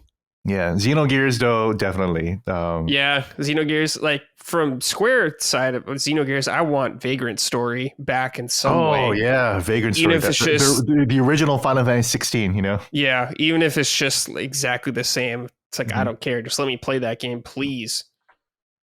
For me, I'd probably go with The Last Remnant. It's not Super Roll 2008. Oh, yeah. I remember that. That was a lot of fun. That was good. And I remember I was like, dude, no game has combat like that, where you're like on the battlefield, you're commanding your troops, you're trying to flank your enemies. Yeah. I thought that was a really fun aspect of it. Yeah, I never played that, but that looked so interesting. Yeah.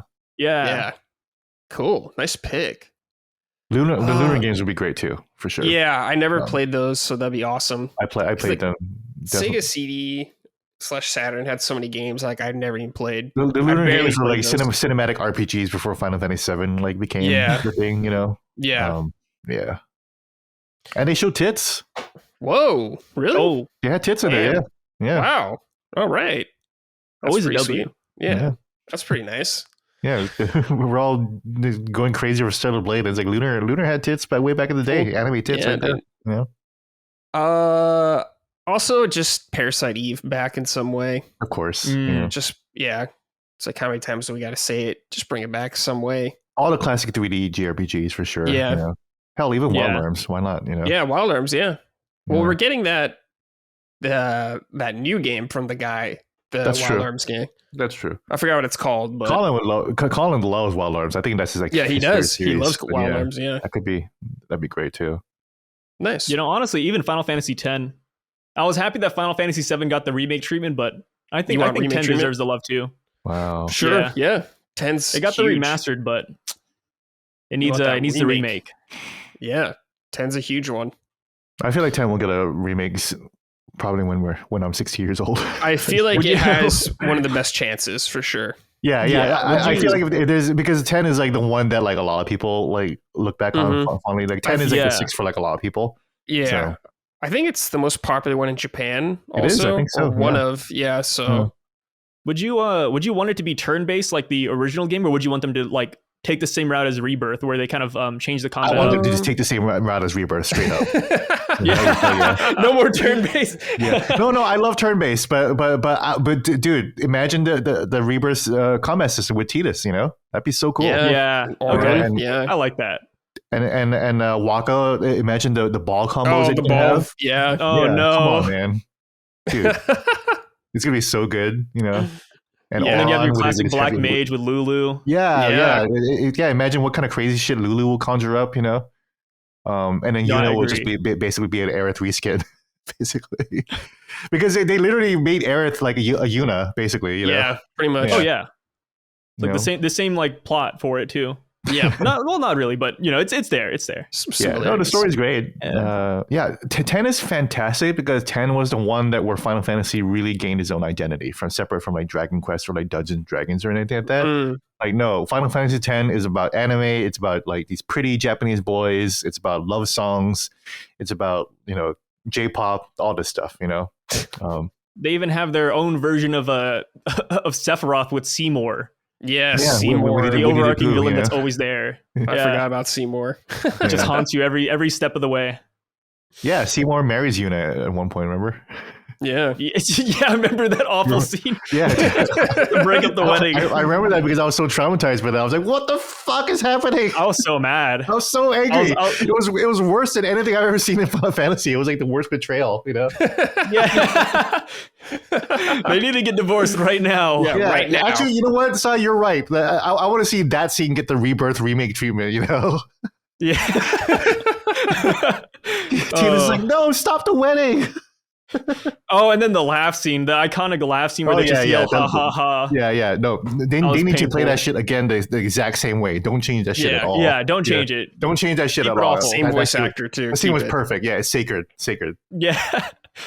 Final Fantasy 9 is my second favorite one, so whatever they're doing for that. I'm pretty sure they're still working on that remake or whatever they're doing for there, so I'm waiting patiently.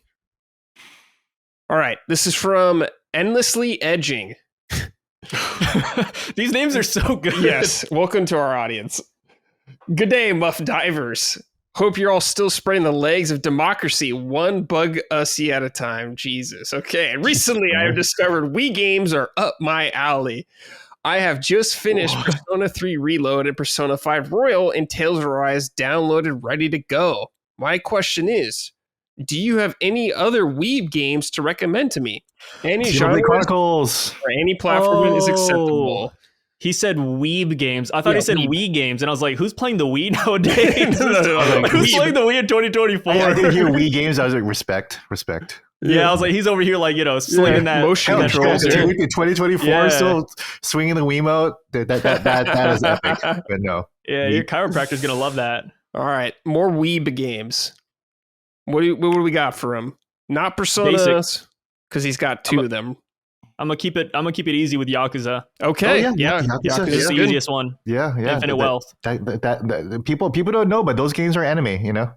Oh, yes, they very much are. They're very Japanese. They even make fun of how Japanese they are. Where I think in almost every single Yakuza game, there's a side quest where somebody's like coming into Japan. They're like, oh, like I heard all the Japanese eat with chopsticks, or oh, like all you guys have like sushi. Like it's so goofy.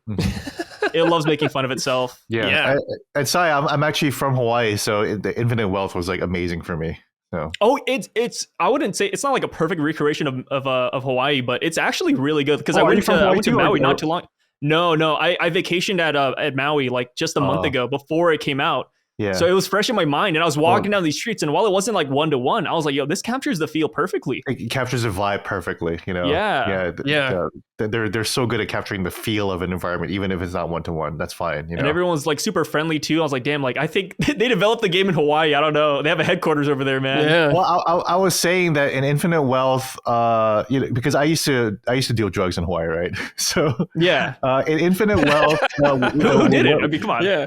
In Infinite Wealth, that they actually recreate Honolulu Harbor, and that's where I used to get cocaine from Latin America. And then so you go there in the game, and then that's where like all the high level enemies are at. And I'm like, dude, did they actually like go to these places and like know like where the shady spots are? Because it's crazy. Like the high level enemies are actually like coordinated in sync with like where the shady parts of Honolulu actually are. Like the strip club areas are also where the high level enemies are at. That's awesome. So that's why when I went to like the Honolulu Harbor, I was like, dude, everyone here is like level 50. That's crazy, Yeah, it's the end game. Yeah, you got the cocaine dealers here. It is here. scary to be around there. That's true. That's fucking awesome. So that's how perfectly to get the vibe, Yeah, man. Weeb game. Dragon Quest 11. We talked about it earlier. Yes. Very accessible. You can get it on pretty We've much been talking everything. all about Weeb games this whole podcast. Yeah, this whole podcast has been a Weeb one for sure. Xenoblade Chronicles. Xenoblade Chronicles is really good. Yep. Even in light of Dragon Quest 11 and Final Fantasy VII Rebirth, I still think Xenoblade Chronicles is my favorite JRPG series of all time. So it's still like perfect to me, that trilogy. So yeah, Final Fantasy 14 is on Xbox. It just came out not too long ago. Yeah, that's right. Yeah, excellent game. That's a good game. Dawn Trail is coming out later this year, so if you want to catch up to Final Fantasy 14, now's the best time. Yeah, dude, totally. I've been trying to get people to catch up for years, and they just won't do it. They won't do it, man. I know. Wait, Dustin's fallen off? That's he right. Didn't get very he never far. talks about it 14. That's right. Because if he did play 14, he would never stop talking about it. So yeah, he's a coward. Yeah. Octopath Traveler. It's a good one too. Octopath Traveler, yeah. Octopath Traveler. I never played 2, but I heard it was excellent. So that's good to hear. Yeah. Dragon Ball Z Kakarot. Dragon Ball Z Kakarot. Dude, any anime game, dude. There's so many anime games. Anime games get a bad rep, but they're actually a lot of fun. And they're very comfortable and cozy, you know? Yeah. So. Yeah, there's one coming out next month too from Toriyama's studio as well. Sandland. Sandland, yeah. Dude, I can't wait for that one. Yeah. Yeah, it looks interesting. I didn't like the Sandland manga that came out like in 2000, but I'm expecting good things from the game though. It's looking promising. If you want to get real nuts, Kingdom Hearts, baby, get in there. Yeah, get that all-in-one collection. Deep into hard mode, yeah. Get that all-in-one collection. It's usually pretty cheap on PlayStation or whatever. It's great. The all-in-one collection. Yeah. I'm so glad the all-in-one collection exists. Thank you, Square Enix, for that one. So keep it up for that one, Square Enix. Keep releasing. Keep releasing awesome packages. You know. Yeah, definitely. Pixel remaster, all-in-one Kingdom Hearts package. Oh, excellent. Oh, last one. Hot take. I was a big fan of Final Fantasy 13. Yeah. So if you want a Weeb game, go for those. Yeah. Yeah, you can play 13. It's funny. I played like 20 hours of that earlier this year, and I hated it more than I remembered. Wow. Wait, which one did you play? Made it worse for me. 1, 2, or 3? I played through the original one. That's I think 2's better. Definitely. 2 is definitely better. That's interesting that you said that because I actually played Final Fantasy 13 again on PC on a Steam Deck last year. Yeah, I loved it. I was like, holy shit! Like, dude, I could not handle the characters in that game. Yeah, they're so shit. Like all of them. And like, there's nothing. I skip a lot of these cutscenes. So yeah, I like the combat. The combat is so good. You know, the combat systems. Yeah, it's pretty good. I just think everything else kind of sucks. Yeah, the characters aren't the best. I mean, even after playing through all 3 games twice, I don't like any of them. Lightning's cool, the best. It's not the best. When I say I love 13, I'm absolutely making excuses for it because I fucking hated it for like the longest time. You know? Yeah, I was definitely there for a long time. You know, I've gotten over it, but like if I were able to do a Final Fantasy ranking right now, 13 would still be really, really low. So yeah, that's where it would be. Yeah. All right, this is from Troy Walters. Hello, Summoners. Oh, wait, Gene, let me send you this and see if you're comfortable even answering this question. Okay. Because I just want to make sure before I put you on the spot. We'll read a different one in the meantime because I have a different one we can use. Here. Let's do this one from If It's Boeing, I'm Not Going. Hey, I mean, not wrong. Episode 11. Hey, Bradley, Gene, and Sai. I have a question. Do gamers deserve anything? There's always talk about rewarding our fans, but what about when they royally fuck up? Where were gamers when games like God Hand, Vanquish, Spec Ops: The Line, Dishonored, Prey 2017, Deus Ex: Mankind Divided, and most recently Prince of Persia came out? For an industry that begs for new experiences, we seem to be pretty blind when they release. So he's talking about the terms of people actually buying these games and supporting them. Yeah. I mean, Dishonored at least got a sequel, so there's that. That's true. I mean, even Rebirth, I mean, that has really low sales in Japan from what I've heard. Yeah. Yeah, the second week sales, definitely. I read somewhere that's honestly, I'm worried about the sales. Oh, I'm sorry, go ahead. No, I was saying, from what I saw from Genki, who reports on a lot of this, that it's pretty normal the second week for them to drop off hard, but we have no idea still how well it's doing or if well. I am worried about the sales of Rebirth because it's been a couple of weeks right now. By now, they would have crowed because they did that for 16. By now, they would have said, "Hey, we hit 3 million." Right? Yeah. I don't think Rebirth has even hit 3 million yet. If they hit 3 million, they would have said it hit 3 million. My only weird headcanon with that, Gene, is, and this could be totally wrong, is that when they said that, people try to spin that into a failure, I guess. And like the whole thing about not meeting expectations came around. I don't know what the deal is. I'm not sure. Hopefully it sells well because it's a really good game, but I don't know. Yeah, I wanted to sell 20 million. I think Rebirth. Yeah. I think this is like Final Fantasy's God of War moment, this God of War 2018 moment, or Breath of the Wild 2017 moment. You should play this game. This is the game that is incredible in the Final Fantasy VII series. This should be selling 20 million. So I'm disappointed that it doesn't seem to be selling. It's not selling better than Final Fantasy 16 in Japan. That's for sure. Outside of 14, I guess, to me, it's the best Final Fantasy game since 10, probably. That's exactly what I said. That's exactly what I said, dude. I was like, this is the best Final Fantasy game since 10. Yeah. You know? So, yeah. It's that good. It's that good. And it sucks that good games aren't being bought, but it's to his point. I wanted to talk about Prince of Persia: The Lost Crown in this episode, right? And we're prepped for it. But there are so many games out right now that I still have not played it, even though it's a game that I've been really looking forward to. There's just so many distractions. If you're a player, you might want to check out Power World instead, or you might want to check out Final Fantasy VII Rebirth instead of the Prince of Persia: The Lost Crown. But yeah, we should be supporting games like The Lost Crown. I bought it, even though I got a review copy, so I did my part, but I'm still not engaging with it, So it's tough. It's tough out there. There's just so many games just vying for your time. Even for me, someone who has the power to and who does want to play new experiences, it's hard for me too. So it's just the way our entertainment industry is set up, Yeah. Yes, you're right. There's just so many games and only so much time in the day. And it's just the times too, because like for me, if there's a game that I was really interested in and that I think looks really cool, but I don't have the time to play it, I usually just throw up a long play on the side and just kind of like experience it through that. And I don't actually buy the game, which is unfortunate because it's like, dang, like they deserve the purchase, right? Like Prince of Persia is a great example. Like it looks great. I think I'd have a lot of fun with it, but I just haven't gone around to playing it yet. Yeah, totally. I bought it on physical too. So I've done my part, but I'm not engaging with the game. It's tough. I'm not, and the more I'm not engaging with the game, the more I'm not even talking about it, And then so like on an influencer level, I'm not convincing anyone to play the game, because I'm still talking about Rebirth, and I'm neck deep in whatever games are coming out this week, So it sucks to see great games that don't sell well. It's such a bummer, but all you can do is try to support them the best you can or whatever. I'd be happy for the ones that do make it, like Pal World and even Helldivers too. Like they did phenomenal. Yeah, they did. Absolutely. Gene, do you want to read that question or? Yeah. That's a good question. Yeah, let's do it. Let me bring it up real quick. All right. Yeah, I Hello. Like this is from Troy Walters. Hello, Summoners. What's up, Troy? Gene, how do you feel about VGC creating an article using details from your article on the Washington Post without citing you as the author? Here's the article. He just linked it to me. And at me and Sai, has your content ever been used in somebody else's content without citing you? If so, how do you feel about it? Great show, Brad. Keep it up. Troy. Gene, let's start with you.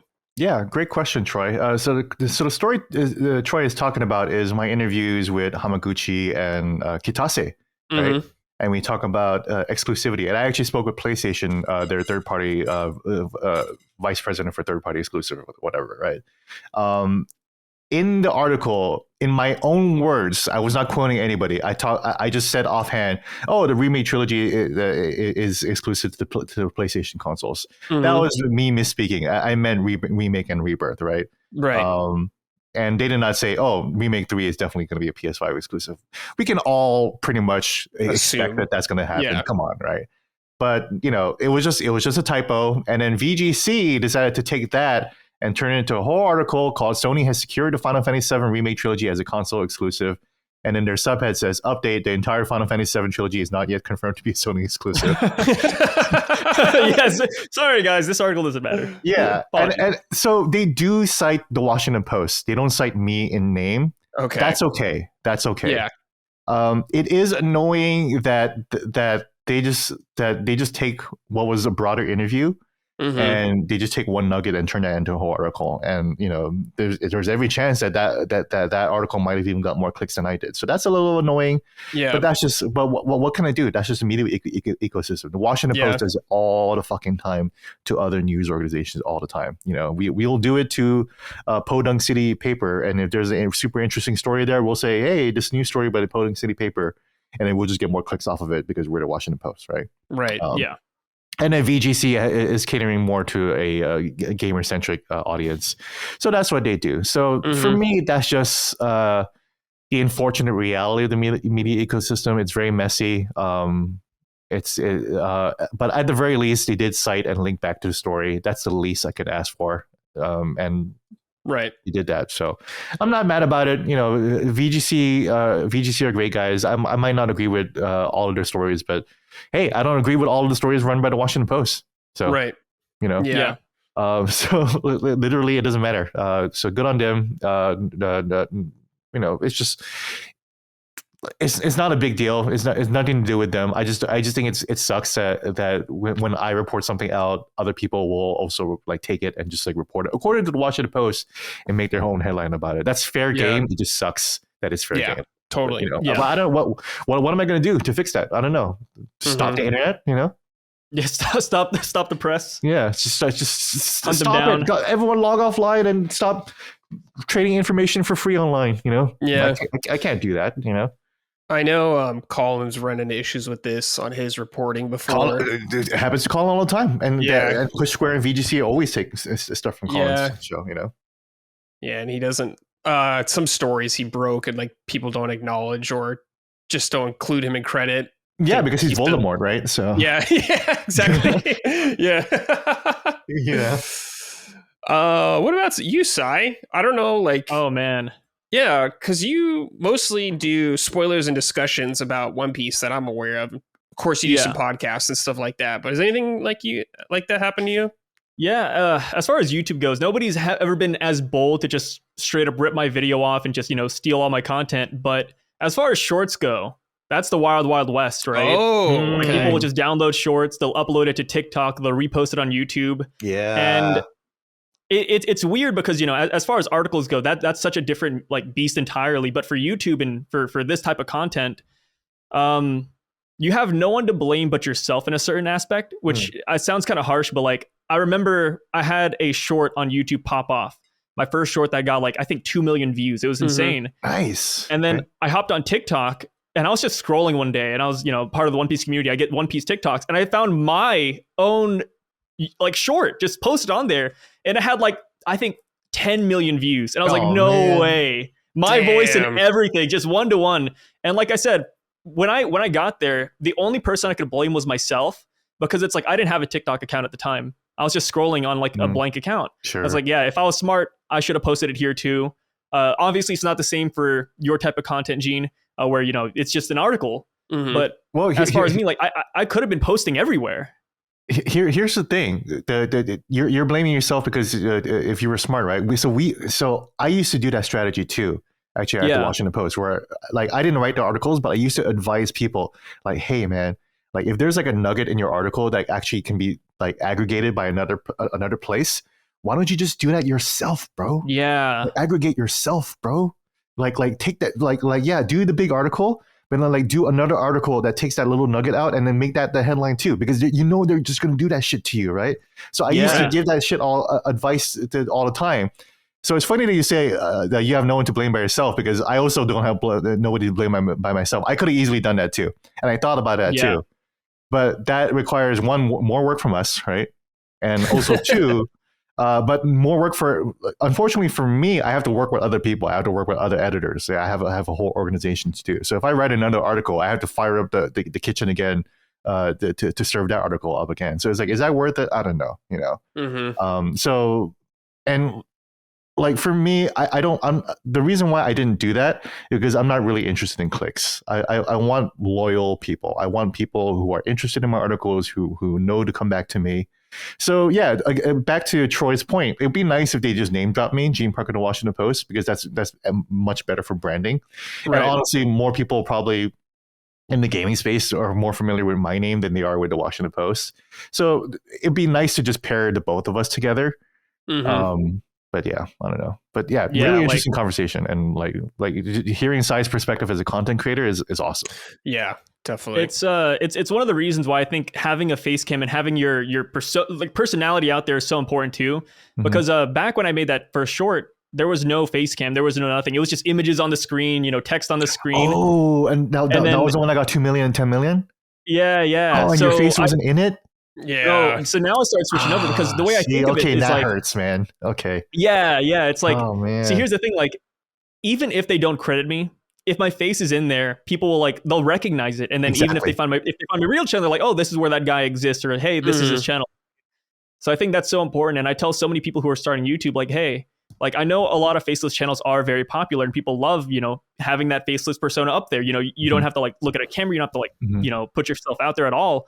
But there's something special about having your face out there because they start associating you with your brand and your content. So I definitely see the importance in that now too.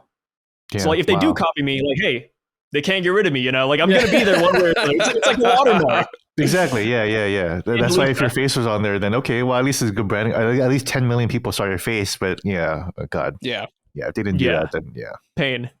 Yeah, that's pain. Yeah, that sucks. Great question. Thank you for the concern, Troy. I really appreciate you thinking about me in that way. Not most people would think about a games journalist that way, and I like a lot of games journalists are going through a really rough time right now. But I'm glad that I have an audience that respects me. So yeah. Just from my time when I was at Easy Allies, I was always doing reviews and stuff like that. I never considered myself a journalist. I just considered myself more of a critic because I wasn't breaking stories, I wasn't I was interviewing people sometimes, but not nearly as much as you were, Gene. So that never really happened to me. So I can't imagine that just sucking ass though, especially in your case side. But it's definitely happened. It's absolutely happened to MinMax before because MinMax does some really, the MinMax show, great podcast. They do some really great interviews, right? And then a lot of people will listen to those interviews and then just take the nugget out and then turn it into a horror article. And then they would credit back to MinMax, but then you go back to the MinMax episode, it has 6,000 views, which is fine for the audience, right? But it's I bet that IGN article got a lot more views than MinMax of course it did. Podcast, yeah, definitely. Yeah. So cool. All right, boys. That's going to do it. We're done. We made it through episode of Summon Sign 12. Sai, please let the people know where they can find you if they want to learn more about you. Yeah, if you guys ever want to look me up on YouTube, or if you're interested in One Piece, I don't have a gaming channel up yet, but I'm working on that on the side. Eventually, one day, you'll see my name out there. But for now, on YouTube, if you're interested in One Piece, it is just SYV. Super simple. Type it in, you'll find me right away. I have 3 YouTube channels. Just go to the first one you find. There you go. And thank you guys for having me. I really enjoyed this conversation. I'm glad to not be talking about One Piece for one time. I talk so much about One Piece, and I'm stuck in that space so hard that it's nice actually branching out and just talking about gaming, which is one of my big passions out there. So thank you so much for having me here. Yeah, you were great. Dude, you were so fun to talk to. You have such great insights. If you ever do a gaming channel, I bet it'll be really good because you have some really, really good, interesting insights and perspectives. I'm just a casual gamer. Thank you guys. Gene, of course, Washington Post, all that good stuff. You're just Gene Park on X, right? Yeah, I'm pretty sure Twitter. Instagram too. I'm trying to get to 10,000 followers on Instagram. So okay, there, get in there. Nice. You'll see me and Gene. I'll see you guys live New at York, the live show, New York Friday, City next week. Yeah, it's gonna be sick. We're gonna go to that Nintendo store. It's gonna be awesome. That's right. We are gonna go to the Nintendo store. We gotta do it. Cool. That's everybody. Once again, Sai, thanks for joining us. It was awesome. If anyone doesn't know, I just shot Sai a message randomly out of nowhere to see if he'd be down. And he was like, hell that's how you get me. Yeah.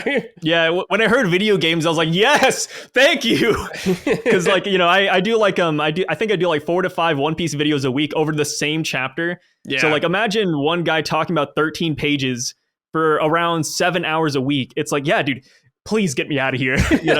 I was like, please, anything else. Yeah, and then once I finally get into One Piece, I'm already subscribed to your channel. So once I finally get into One Piece, I'm going to be diving headfirst into your content. Oh, no. You got a ways to go, Gene. I know. Yeah, you got a long time. Hey, First, you got to find out what a Luffy JRPGs? is. So Yeah. A Zolo. Zolo, yeah. It's like Harry Potter. Like, I'm told I don't know anything about Harry Potter. So I'm excited. One Piece. Hey, at least for Harry Gene. Potter, you're not missing out. Exactly. Yeah. I don't care about Harry Potter. So be there. There you go. Yeah. You got to be there when it ends, Gene. Yeah. All right, everybody. Thanks for watching. Listen, we appreciate it. We'll see y'all next time. So long. Thank you. Summon Sign is a product of Last Stand Media and Collins Last Stand LLC and is proudly recorded in the USA. The show is written and hosted by me, Brad Ellis. The show is produced by Dustin Furman. All of Last Stand's theme music is by Ramon Narvaez. Summon Sign, along with the rest of Last Stand's media shows, are fan-funded on Patreon at patreon.com/laststandmedia. The following names are at the producer level on Patreon, our highest tier, and we are grateful for your kind contribution and generosity to our independent endeavor. Thank you.